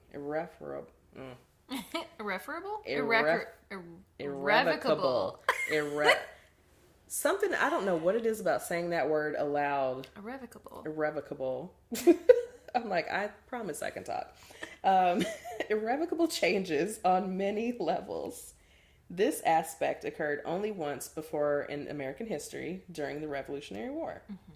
Although it is not intrinsically an aspect of war, it challenges the deepest definitions of what constitutes nationhood and raises many issues of autonomy and the way in which the government is structured and how much authority it may or may not exercise. The deeper issues underlying the Revolutionary War concern not only human rights, but also the autonomy of the individual states comprising the nation. And these issues may once again rise to the surface as new ways of defining the national identity are proposed. That feels like such a thing right now with all the stupid fucking bills being passed in states. Listen. Around, like, the Don't say gay, the, like, trans, like, yes. Laws, anti-abortion laws, yes. and, like, just all of the stupid shit that's being thrown around in government right now. Yes. Even, like, I was thinking about the other day, like, they started posting about the whole anti-lynching bill or law, and I'm like, the fact that this is even something we have to put into law, that this is a hate crime and, like, we shouldn't do it. Right.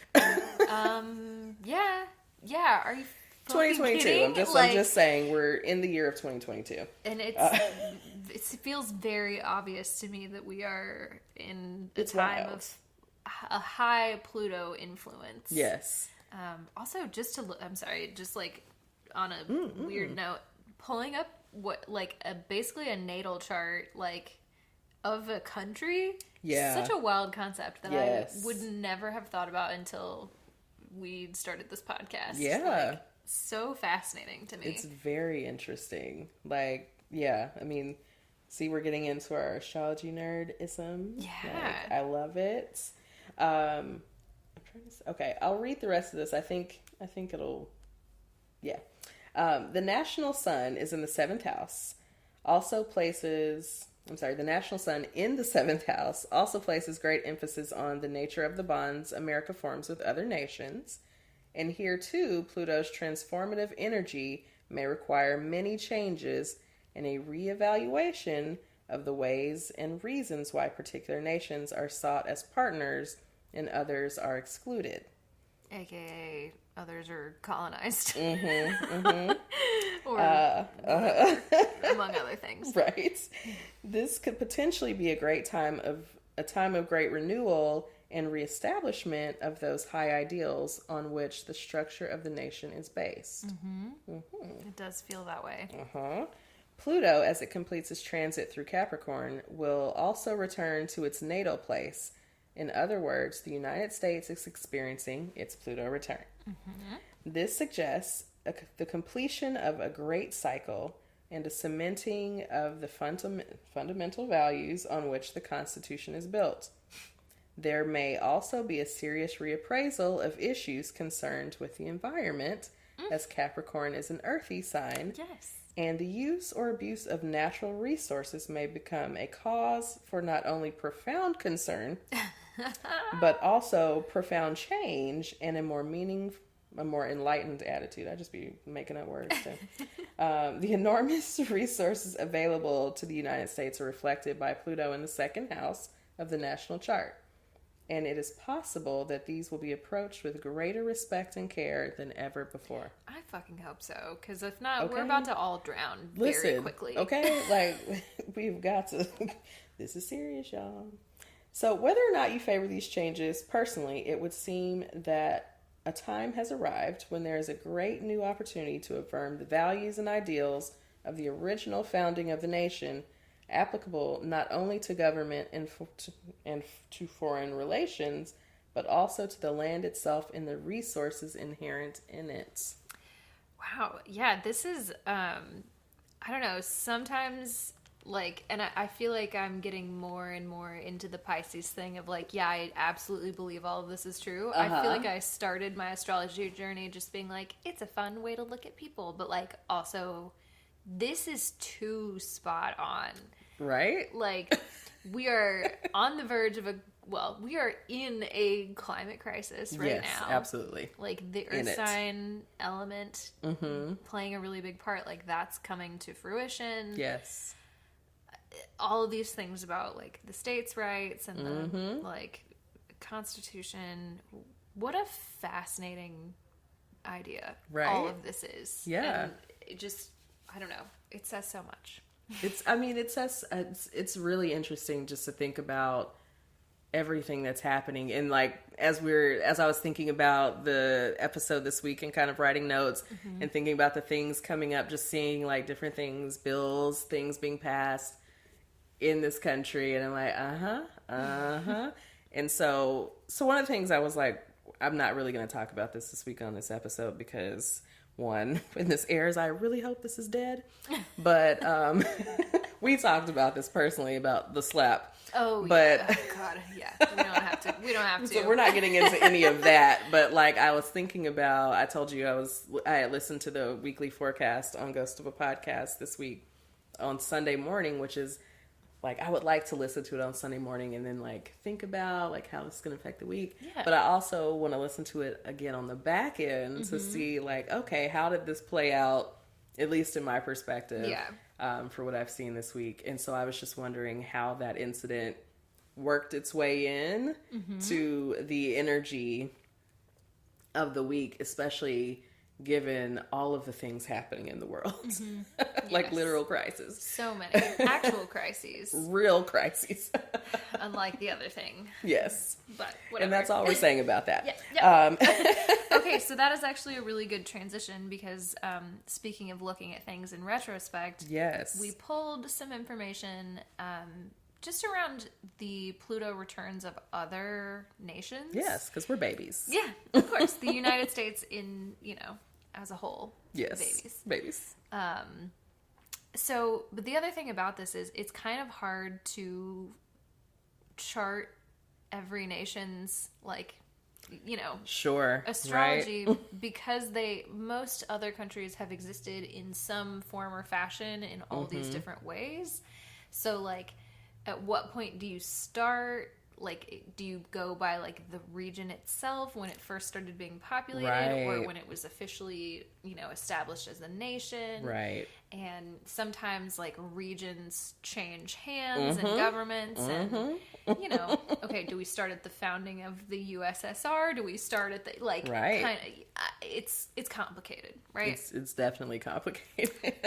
But the two that I did find the most information on are the Roman Empire, like the ancient Roman Empire, and the British Empire. So the British Empire, I don't know. I don't think we have any UK listeners. I think maybe we have a single Swedish listener. Shout out. Hey, y'all. Thanks for listening. Right. Shout out to our international listeners. Yay, we we're have so a few. Happy for you. Please write to us and tell us how you found the podcast. Right. We'd love to talk to you. Anyway. But I will say the British Empire is old. And they are old enough to have gone through 2 Pluto returns. Wow. Both of which were characterized by all of the things that we've talked about in terms of a Pluto return. So some of the research that I found, the very first one occurred in the British Empire around between 1311 and 1315. Oh. So that was a time marked by environmental problems, notably the Great Famine, which began in 1315 and caused enormous social unrest for years to come. Yeah. Millions of people died, and then some other historical stuff that I don't really know about. But it was a big deal, right? It was a turning point in the nation. Yeah. The next one, their second Pluto return in England, occurred around 1555. Between 1555 and 1562. Okay. Which was a really big turning point in terms of, so a lot of things were going on. There was like a really big insurrection in Kent. I don't know. I know hardly anything about the UK. I know Kent. I know Jane Austen. Do you know about? I know period pieces. There you go. Pride and Prejudice. Let's see, I'm trying to think. The widespread persecution of Protestants occurred around that time. The ascension of the throne. So Queen Mary came to power. Queen Mary I. Yes. Who reigned from 1553 until her death in 1558. Okay. She was the first ruling female monarch of England who wasn't ruling like with a king, like non-joint. Yeah, I'm trying to remember. Ruler. Is this the Mary that came after Henry VIII? That was followed by the ascension of. No. Wait. Does it say? It does. It said something about that because. Is that her father? I think so. Yes.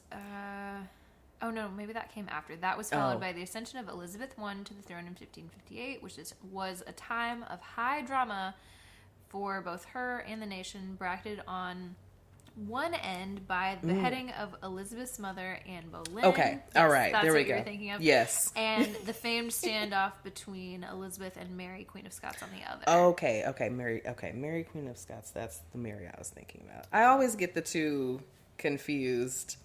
And it's really because I like the other Boleyn girl. Oh yeah, that was my little movies and period pieces. Yes. I just made Melissa watch that recently. I was like, I don't know. Well, yeah, we won't. Why did we all have a fascination with it? I don't know.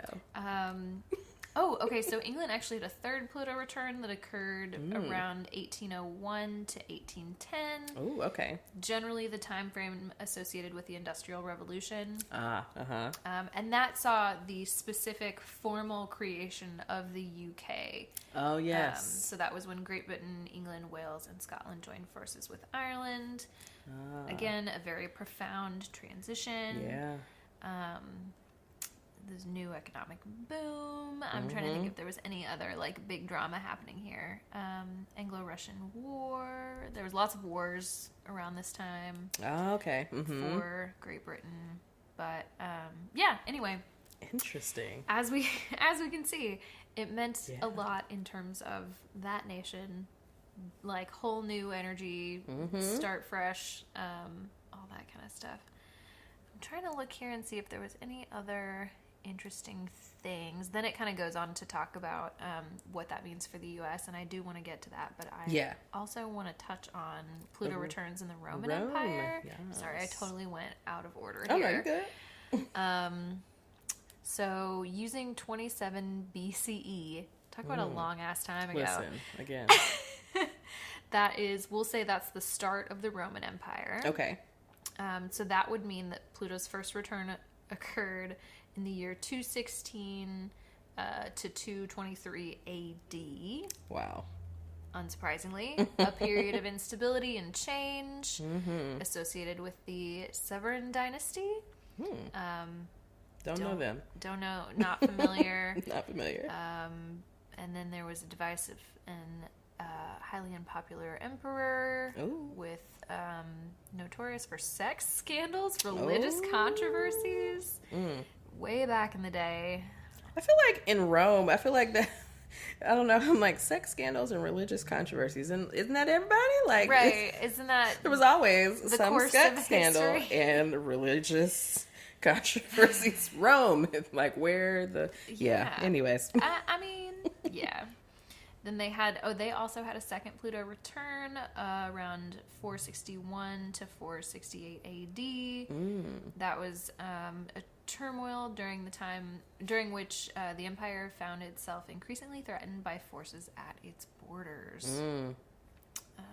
Let's see, I'm trying to see. People were tired. Oh, yeah. Several years later, during the reign of barbarian Flavius Odoacer, the Roman Empire collapsed altogether. So this was only about 20 years before the collapse of the Roman Empire, but it sounds like it kind of kicked off during that time. Absolutely. Slow descent. Yes. In short, both general periods associated with the empire's Pluto returns represented dramatic periods of change, power struggles, and political instability. That means not great things for the U.S. Yeah. Do we want to talk about it? Let's talk. Should we break first and then come back and talk about those implications for the U.S.? Yeah, let's take a quick break. Sad break. Yeah, we're about to get into the heavy about what it could mean for us. So pour yourselves a drink, and we'll be right back.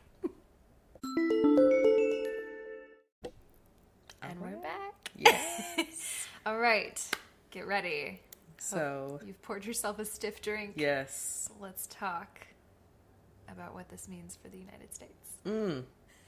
So I remember like first hearing about the Pluto return, and as a Pisces, my initial reaction was, I'm out. I'm out. Yeah.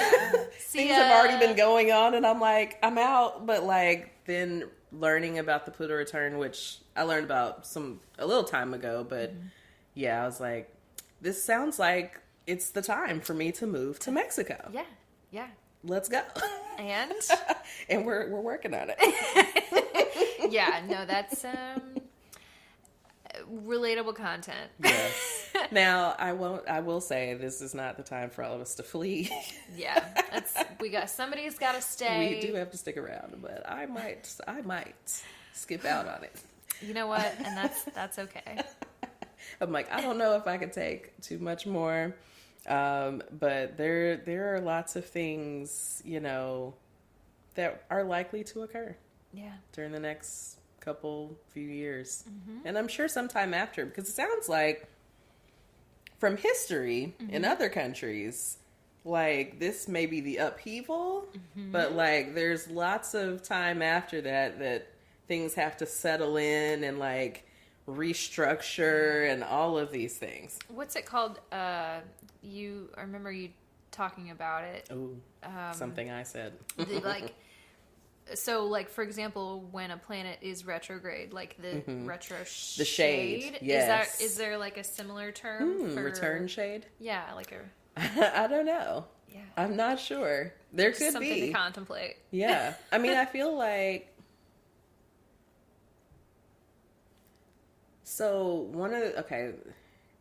the hard part about this is what I'm thinking about. I read some time ago, so I'm not going to remember this super clearly.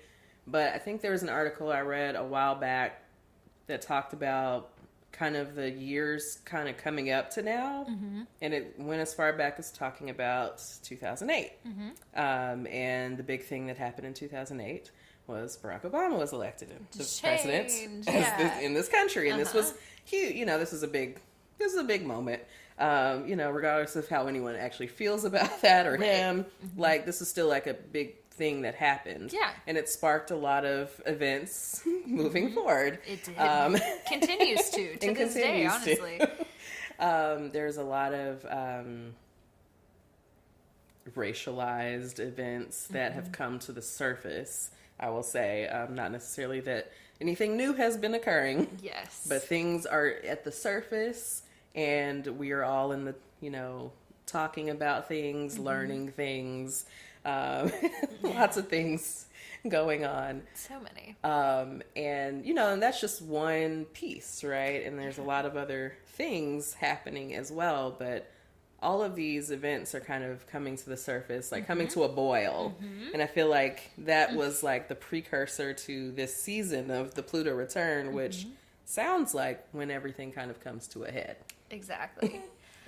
So, let's get into it. So, yeah, let's talk about it. So, just really quickly, I'll cite the article I was just reading from was on astro.com. Yes. And I've pulled a lot of this from astro.com. We love astro.com. We love astro.com.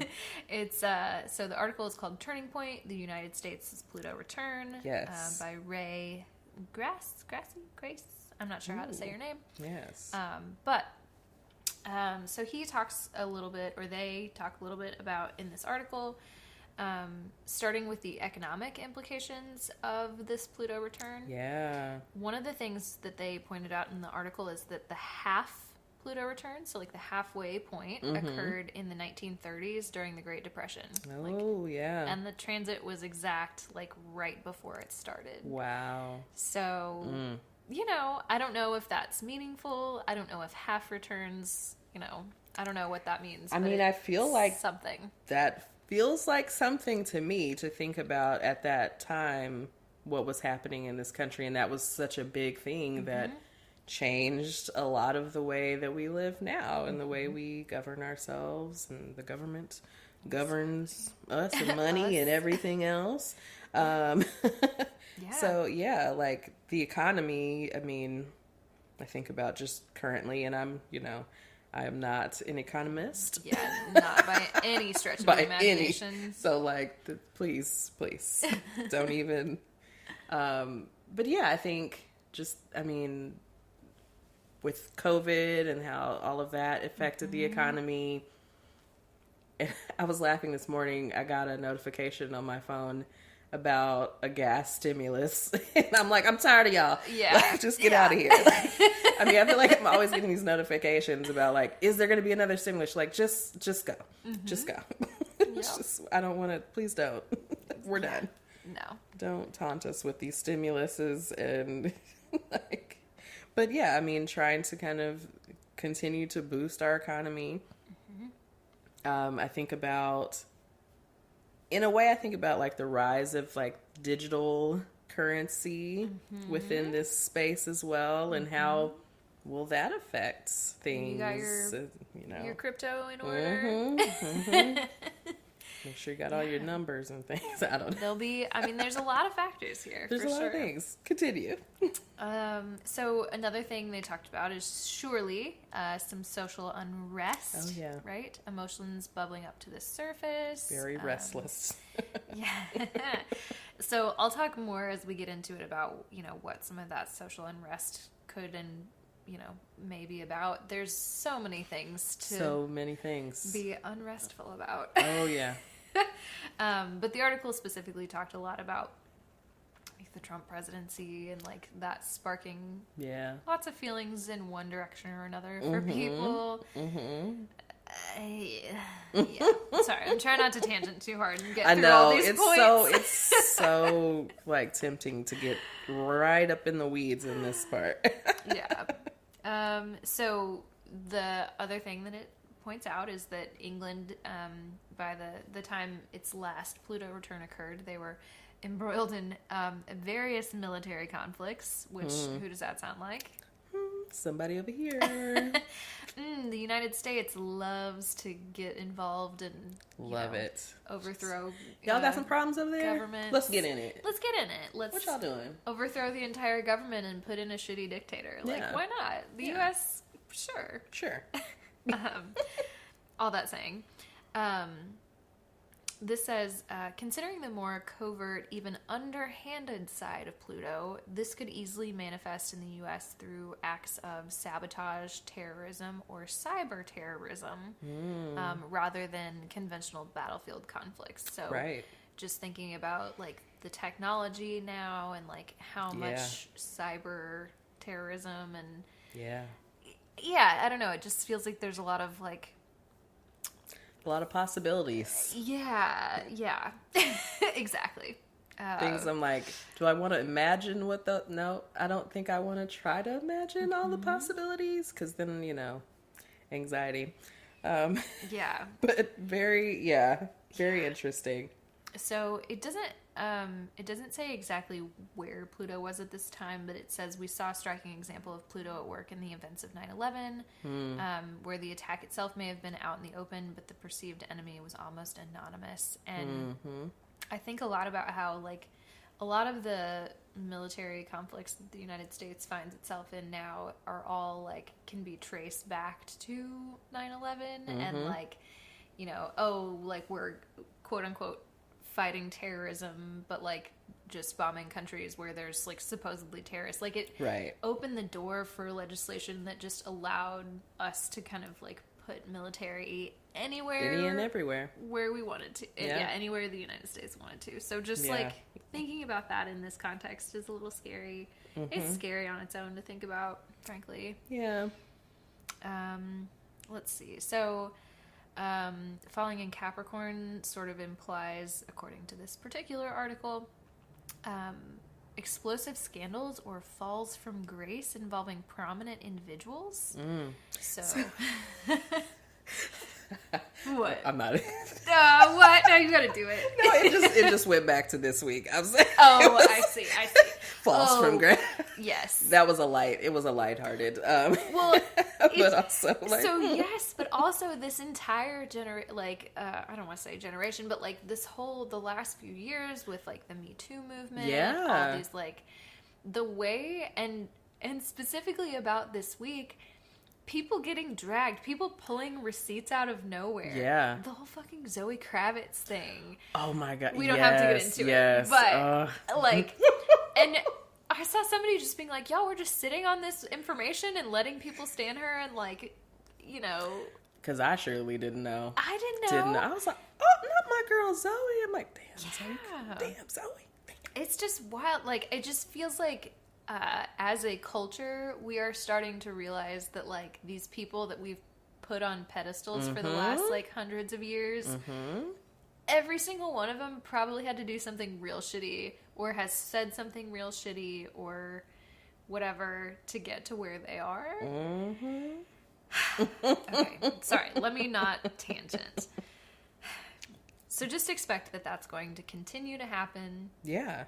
Here. But I think even thinking about, as you're talking about too, like social media and whatnot, like these explosive scandals and like falls from grace. I think about like cancellations, like that cancel culture. Yeah, culture of like canceling people. Pluto return culture. Right. Yeah. Like it's very like, oh, you're done. You're destroyed. You fucked up. Yeah. And some people have fucked up. And some people it's like, okay, like they did. Like, that was a fuck up, but not like, you fucked up. Right. There's forever. Some, like, and really, truly, the people who are truly the most awful people that deserve to be, quote unquote, canceled. Right. Are still making money. Yep. Are still living peaceful lives. Like, cancel culture, quote unquote, is the people's whose lives it's ruined are probably just examples of like things that maybe they experienced a consequence for an action that was a little out of proportion. Right. Like, yes. I don't know. You can find examples that go either way. And I don't know. We won't get into the weeds about it, but yes, it just gives that gives me that as well. Like that, just everything now is like, oh, this happened. Oh my God. And we get into this public discourse. What's the talking point of the day? Yes. Like, why do we all have to be talking about the same thing? No. Why do I have to have an opinion on every single thing? Okay. It's okay not to have. It's okay not to share yours. Yes. It's also okay to just say, I don't really know enough about that to offer an opinion. And I'm good. That's fine. Okay. You already kind of mentioned, because it's happening under an earth sign, indications that impacts will be environmental in nature. So we can think of climate change. I literally can't actively talk about climate change too hard without wanting to cry. Everybody try to play their part. Yeah, please. I think we just get into this space where we feel like, that can never really happen. But it's happening. It is an active crisis, and truly, I just said everyone play your part, and I do think everyone should play a part. But also, it's the big corporations. It's the It's capitalism. It's capitalism. It all goes back to and this is why we're in this period. And capitalism will be challenged. I mean, we can almost guarantee that is something that is going to be challenged during this period of time. Yes. Let's see. What else? Another thing that this talked about is just the growing threat of autocracy. Mm-hmm. Pluto can behave quite dictatorially at times. Yeah. Also, this particular article referenced seeing the signs of that in Trump, with an unabashed, forceful style, but also on the rise of all these far-right neo-fascist elements throughout the country. Mm-hmm. We've been seeing the rise of strongman type governments for years. Yeah. But in recent years, that's more likely due to the influence of the current Saturn-Pluto conjunction in Capricorn. Mm-hmm. Yeah. So anyway, that's just something. There's some, this article, y'all should, if you're really interested in this, if you really want to nerd out about it, this article is really good. Yeah. It talks about some of the parallels that happened in the half return in the 30s. Mm-hmm. Also a time where America saw a lot of rising of pro-fascist groups. Uh-huh. Yeah. I mean, and the information isn't,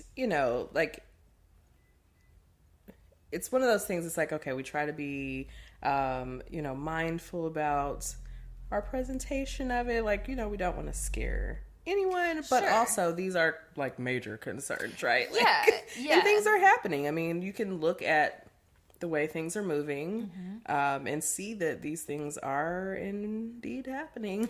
Even if you don't give a fuck about astrology, right, you can see that these things are happening. Whether you want to attribute it to astrology or not is a totally different thing. Honestly, it's irrelevant. It doesn't matter. These things are happening. Right. And we need to be aware, and not only aware, but actively fighting against these things. It does take the participation of everyone, which is, one of these, why I'm I know I'm not supposed to run away.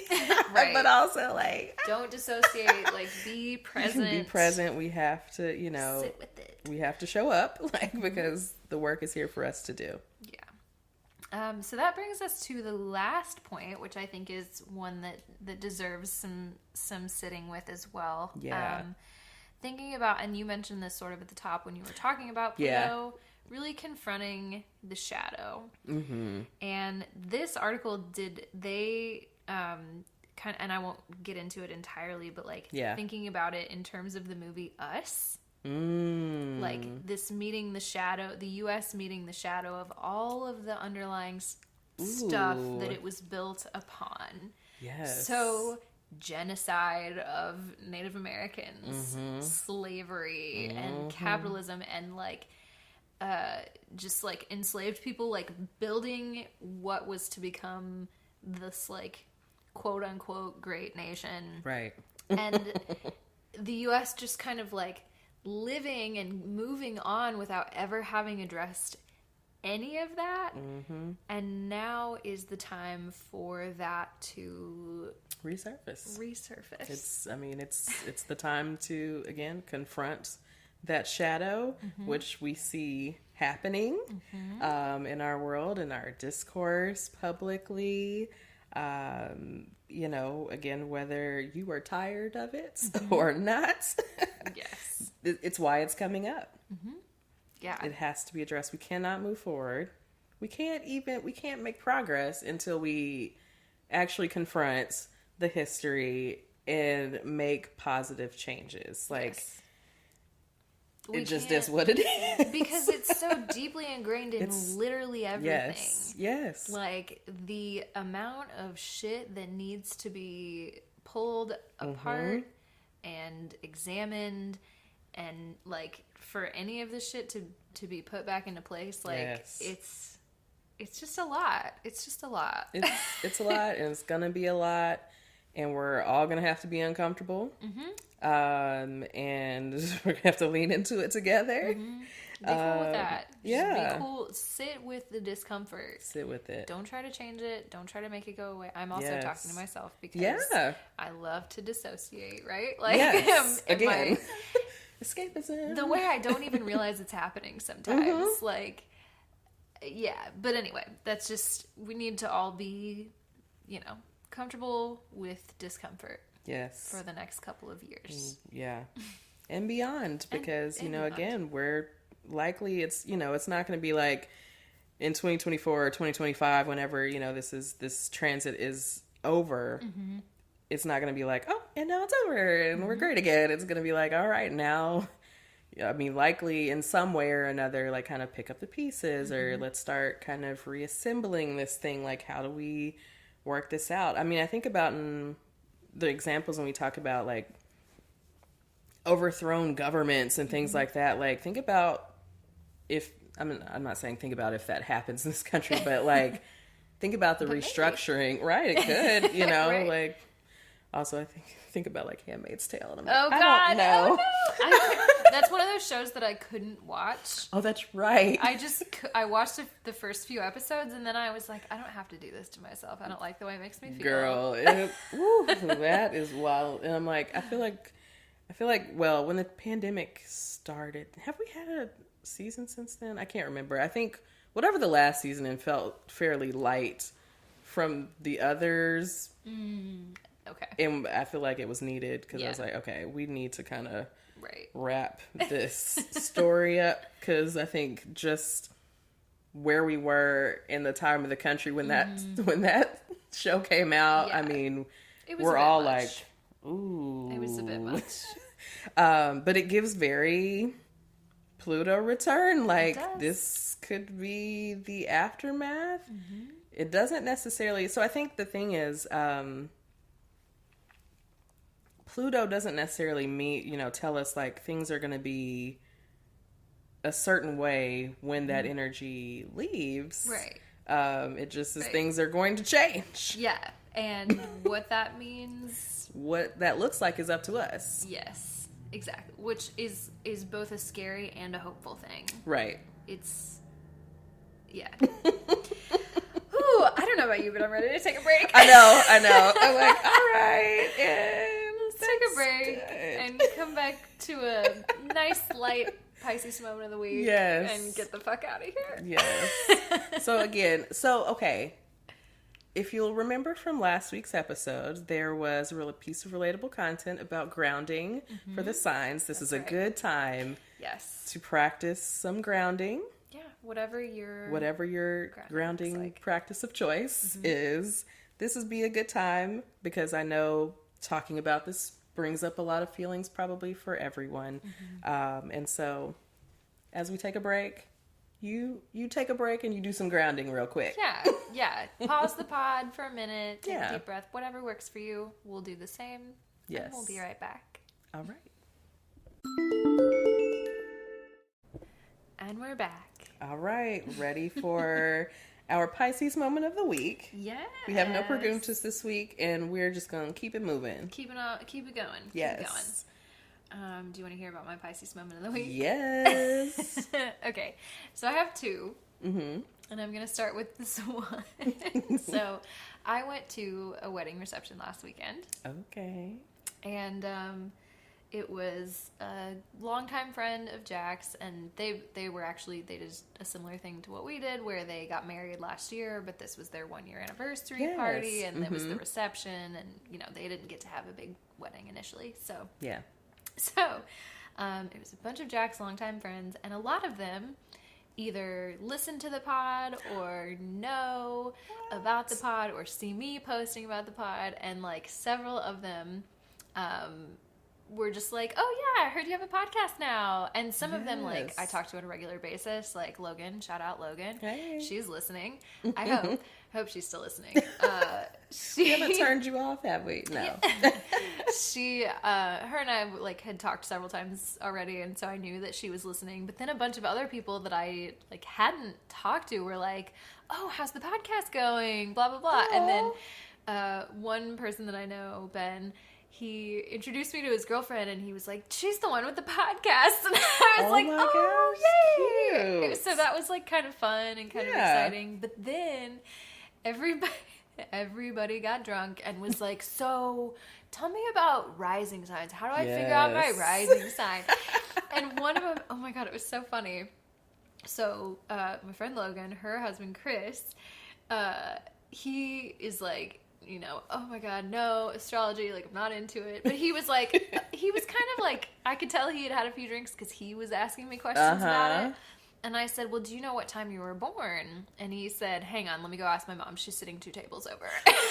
He like got up, went to the Mom, table. what time was I born? It was so convenient. And so then we figured it out. And she knew, didn't she? She did. Of course. She did. She knew exactly Moms what it was. And oh shoot, now I'm not going to be able to remember what his rising sign was. He's a Gemini. Okay. But his rising sign, I can't remember. What do you remember about the rising sign? I remember that it's very like, got your shit together. Maybe it was Capricorn. Virgo? It might have been Capricorn. Sounds very earthy.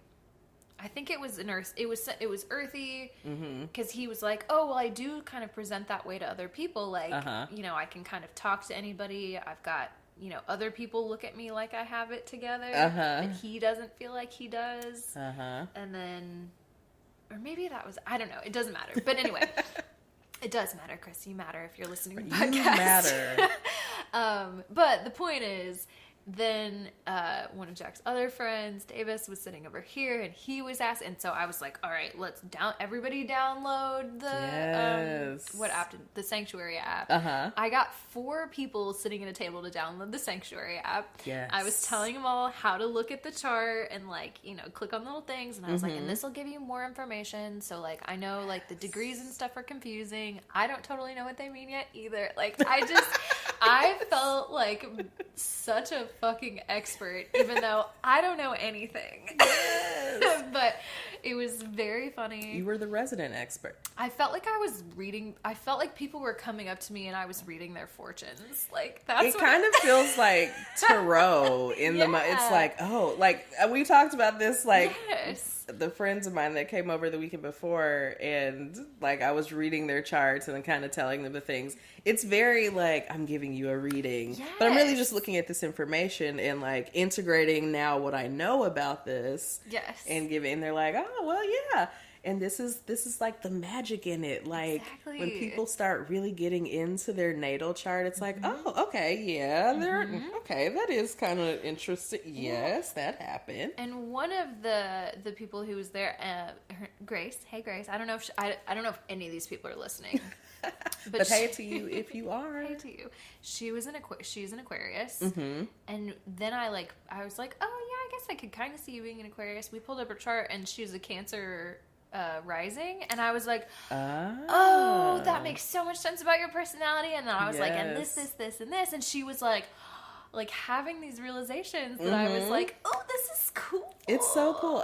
So we said this off mic earlier. We were hanging outside, and I was like, by the end of the year, we're going to be astrologers. I mean, sign me up. We will have whole different skills by the time, this time next year as we're recording this podcast. Yes. you'll be writing in your letters then, because then you'll want to know. Anyways. Yes. And then the other one is just really quick. I realized that there is an astrology Reddit forum. So our astrology, I was supposed to be doing something else that I was like on a deadline for. And then I found our astrology. And I spent a lot of time just reading and just like really did a deep dive. Yes. One of those deep dives where you like block out everything around you. And then Jack said something and I was like, huh, oh, like I was like in a trance. Like, oh, I'm sorry, I was in it. I was somewhere else inside of our astrology. So I was just going to talk about that. But those are my moments of the week. That's awesome. Yes. So I have one written down, but I was relating to that because this week I also was kind of deep diving. I was in my studies. I'm like, which I need to be doing more often anyway. But sometimes, just other stuff is going on. Right. But I was reading this week about the aspects and going back in my chart and someone else's chart and looking at all the different aspects of like, the different planets and the sun and moon, and what those things mean. And it was great. Yeah. I was like, oh, okay. Yeah. And of course we're going to do an episode and talk about the aspects, but, like getting into like the weeds, great. Like I also was doing some like Pinterest deep diving into degrees. And I'm like, okay, that's the next place we're going. I jump around, but we come back and it all kind of integrates. Yeah. But we're slowly integrating our learning. Yeah. I think. Like it's all getting in there. I'm like, ooh. It's just, get into your chart. Just, there's so much good stuff in there. So much good stuff. If nothing else, like offer yourself that little piece of self-reflection, knowing yourself a little bit better, befriending the sides of you that might not otherwise get addressed. I don't know. A great place to journal, you see things, even if it doesn't seem to fit, write about it, see what comes up for you. Wow, that's such a good idea.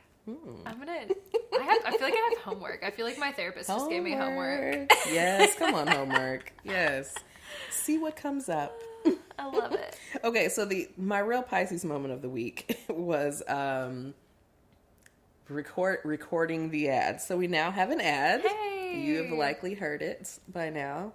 If you've been listening. We've made a whole 30 cents. Yes, 30 cents, y'all. Keep listening so that goes up. But yes, whatever. Ads are, they do their thing. But so we got the notification that we had an ad that we could record. We texted about it. I was like, oh yeah, girl, I got it. I'll go ahead and record it this weekend. Boom, boom. The weekend passed. I was, on my trip. Yes. Having a good time. And the podcast comes out on Mondays. So let me tell you, I got to Sunday. So here's the thing. I was planning to record it. I was planning to record it on Saturday. Okay. That didn't happen. So I was like, cool, I'll record it on Sunday. Okay. And I was working on the house. So Melissa had been out of town for a few days. I was trying to get some things done before she came back. I wanted to get our office all together and it's all cute and nice in there. But I was working on that all weekend. And I was like, okay, Sunday I'm going to take my shrooms. And I'm going to, do my thing. And there's something, sometimes the shroom trip is longer than expected. I mean, maybe for me. Sure. I'm like, how long? How much longer is actually this going to last? Yeah. Because it was like 10:30 and I was like, all right. What time did you take them?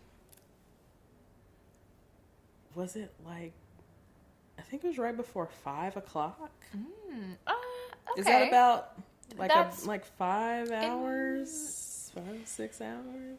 The intensity starts to drop off at a certain point. Yes. But that seems sounds about right. Okay. To me. Yeah.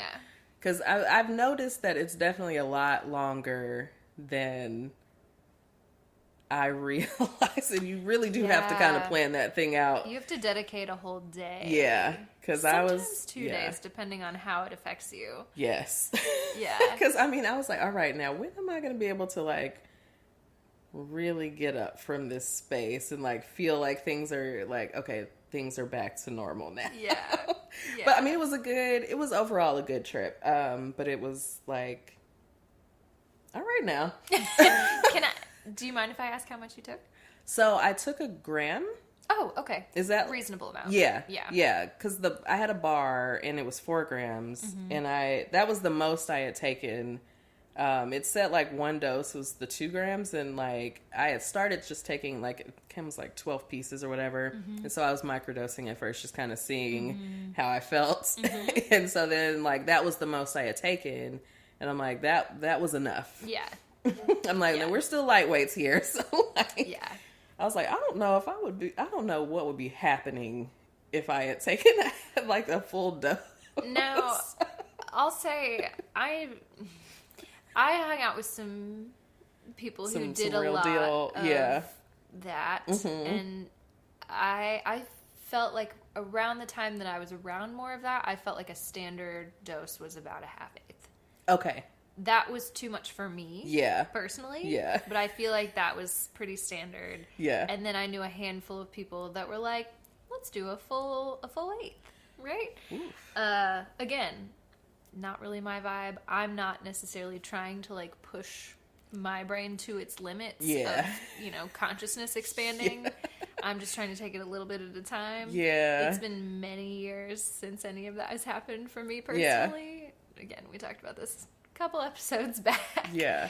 But yeah, I feel like that amount is very reasonable. Okay. So. Okay. I mean, I felt, I started with like the one little piece, and that really felt like just I was also mixing this with like a cannabis tincture, like, kind of. See, that is another thing. It does really make a difference. Yeah. And even if you... I probably should have led with that as well. Like, okay. I was blending substances. Which is cool. I think I just remember, like, doing a little bit and being like, cool, I think I'm done here a few hours in. And then adding that to it, it's like it starts all over again. Yeah.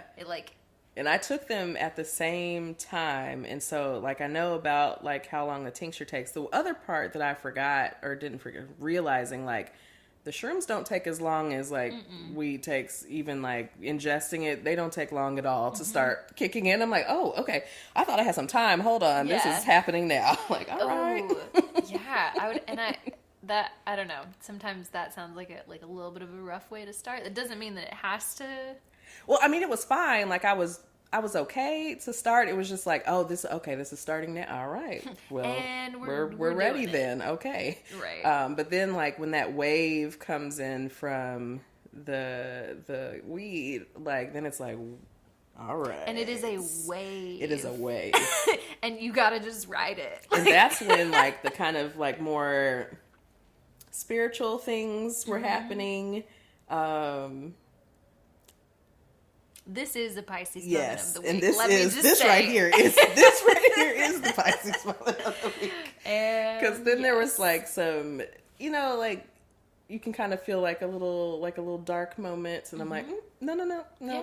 And I'm like, it's so easy to like go. We're not going into that space. We're keeping it up on the up and up. But that, like, when that wave kicks in, you're like, all right. It's really happening. Okay. And I was by myself. And again, like, the plan really wasn't for Sunday to, for that to happen later in the day. Yeah. It was definitely planned on earlier in the day. Mm-hmm. But overall, it was fine. Like, I was like, I'm not going to get nervous because it's getting late. Like, everything's cool. Everything's fine. I live here. I'm here every single night. I'm here all the time. Yeah. This is cool. Nothing has changed. But yeah, there were some interesting things. It was an overall very interesting, cool, different experience. I was like, after this, I can take a little break. I don't need to do this again. Like, because I'm like, oh, should I get more? And I'm like, I think we should take a little, for a little bit. Like, that was, you have to kind of, I think taking some space to really reflect. I think that's the best way that was. To do that. Yes. Is to do it and then just leave it alone. And clearly I've left it alone for some time. Right. But I do think if you are the kind of person who feels safe and open to that sort of experience, I think it's good for everyone to do. Absolutely. Again, if you're in the headspace, it can be so beautiful. Yeah. Absolutely. But like, yeah. It was an integral part of like who I was at that time period. To, I feel like it changed my, well, I don't want to say it changed my trajectory, but like it, I think it definitely can. It had an influence on me.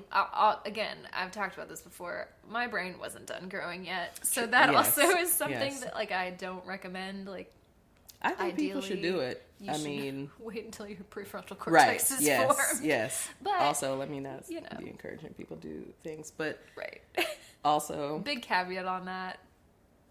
If you're inclined, I think it can be a very beneficial even experience. The consciousness expanding part of it is like people don't just call it that or say that for nothing. Right? Like, and there's a reason that so many of those kinds of drugs are now being used in therapy, clinical trials for therapy, for treating depression, for treating anxiety. Like, you know, I think everything in moderation and including moderation. That's a thing my mom says. Yes, moderation. Okay, listen. Now, one of the things that does come up is like the energy in your body. Yeah. Like, I was outside at one point and I was like, let me go in the house because I feel like I'm about to take off and run down the street. Like, and just like, and you know, there's a park across the street and I'm like, I'm gonna be out here in the park doing flips and stuff. Let me go inside. Go for a run. I like, there is, especially when it's just starting, there's like this anticipatory, like, adrenaline it's almost. A surge. Yeah. What a wild time. Good times. Bringing me back. Yes. Bringing me back. Maybe one day we'll, you know. So wait, tell me about recording the ad. Oh, the actual moment of the week. It was a moment within a moment. It is. So, yeah. The point of all of that was to say that the trip ended late and I was not in a space to go and record the ad at that moment. So I'm like, okay, the show comes out at 8 a.m. on Monday. Don't tell me you got up at like 6 a.m. to record the podcast ad. So I got up. My alarm went off at 6 a.m. Okay. I got up maybe about 7:30. Went upstairs. Realized that I indeed did not have the Anchor like app on this computer, and didn't think to like go in the browser because again, like early mornings are not really my best thinking. Fair. So then I'm like, how am I gonna record this ad? Like, damn it! Like I only have this much time. I gotta get this in. And I didn't want to change. Like I should have gone in anyway and just like unscheduled the episode, and so whenever it was ready, I would just because who is out there submit it waiting until 8 a.m. Right at 8 a.m. Like it's ready. And maybe I don't know. Maybe someone is one of our episode or our listeners rather. Yes. But so the whole thing is basically I got it recorded. I do have a program on this computer that I record things on anyway. So I was like, oh, I'll just record in here. It'll be fine. It didn't take too many takes to record. But the other thing that I had noticed immediately was like that there was an echo. And I was like, oh, okay. Oh, no. So I'm like draping this blanket over my head and the mic and like being very still and like doing this reading, you know, doing this script. And press submit 7:59. Wow. And I was like, is it gonna make it into the episode? I'm so impressed. I'm so impressed. And it did. And it sounded great. It really sounded great. So thank you for doing it. I was out of town. Honestly, though, if you would have asked me to record it on Sunday night, we got back on Sunday. I could have done it. And at that point, by the time we were in Sunday night, I was No one was being texted. That's fair. That's fair. I don't know. What was I? Okay, yeah, that we won't get back into what was I doing? Don't I know worry what I was about doing. It's all good. Well, what it got done. A Pisces moment. Come on, procrastination. Procrastination because I was high as fuck. It's great. I love it. On that note. Do you want to give us a quick Pisces spell out to remind all of our listeners where they can find us? Yep. So listen, I still haven't actually done the little recording that I said I was going to do. Christine has a jingle for us. I haven't heard it yet. You know. But we're going to see about it. Yeah. So here we are. You can reach us at suchapiscespod@gmail.com, and we're going to spell that. That is SUCHAPISCESPOD@gmail.com. You can also find us there at Such a Pisces Pod on Twitter, Instagram, and I'm Such a Pisces Podcast on Facebook. The Book of Faces. Yes. That's the Book right. of Faces. Just a quick little reminder that if you have been listening to our podcast, if you're enjoying our podcast, rate us 5 stars. Think about rating us 5 stars on your streaming platforms. Yes. And hopefully that'll help us reach more of our astrology people. Yes. Maybe tell a friend who's into astrology about it. Yes. It's not friends. just for Pisces. It's not. It's for all the different signs. Because we are Pisces, we love everyone. Exactly. And we're inclusive. Yeah. In our compassion. So even though it's about us, it's about all of us. It's about all of us. Oneness. Everything Pisces. is everything. Come on. It's giving what it's giving. On that note, we hope you come back and join us next week. Yes. And in the meantime, I almost said stay sexy, and then I was like, that's a different podcast. No, let me not steal their copyright or anything. Right. On that note, I guess we're still going to have to come up with some catchphrases to end the show. I know. Do y'all have any suggestions? I'll take notes if anybody has them. Yeah. In the meantime, go feel your feelings. Feel your feelings. You've got to feel to heal, people. Yes. not the therapist stereotype. Got to feel to heal. Things. Yeah. On that note, bye y'all. Bye.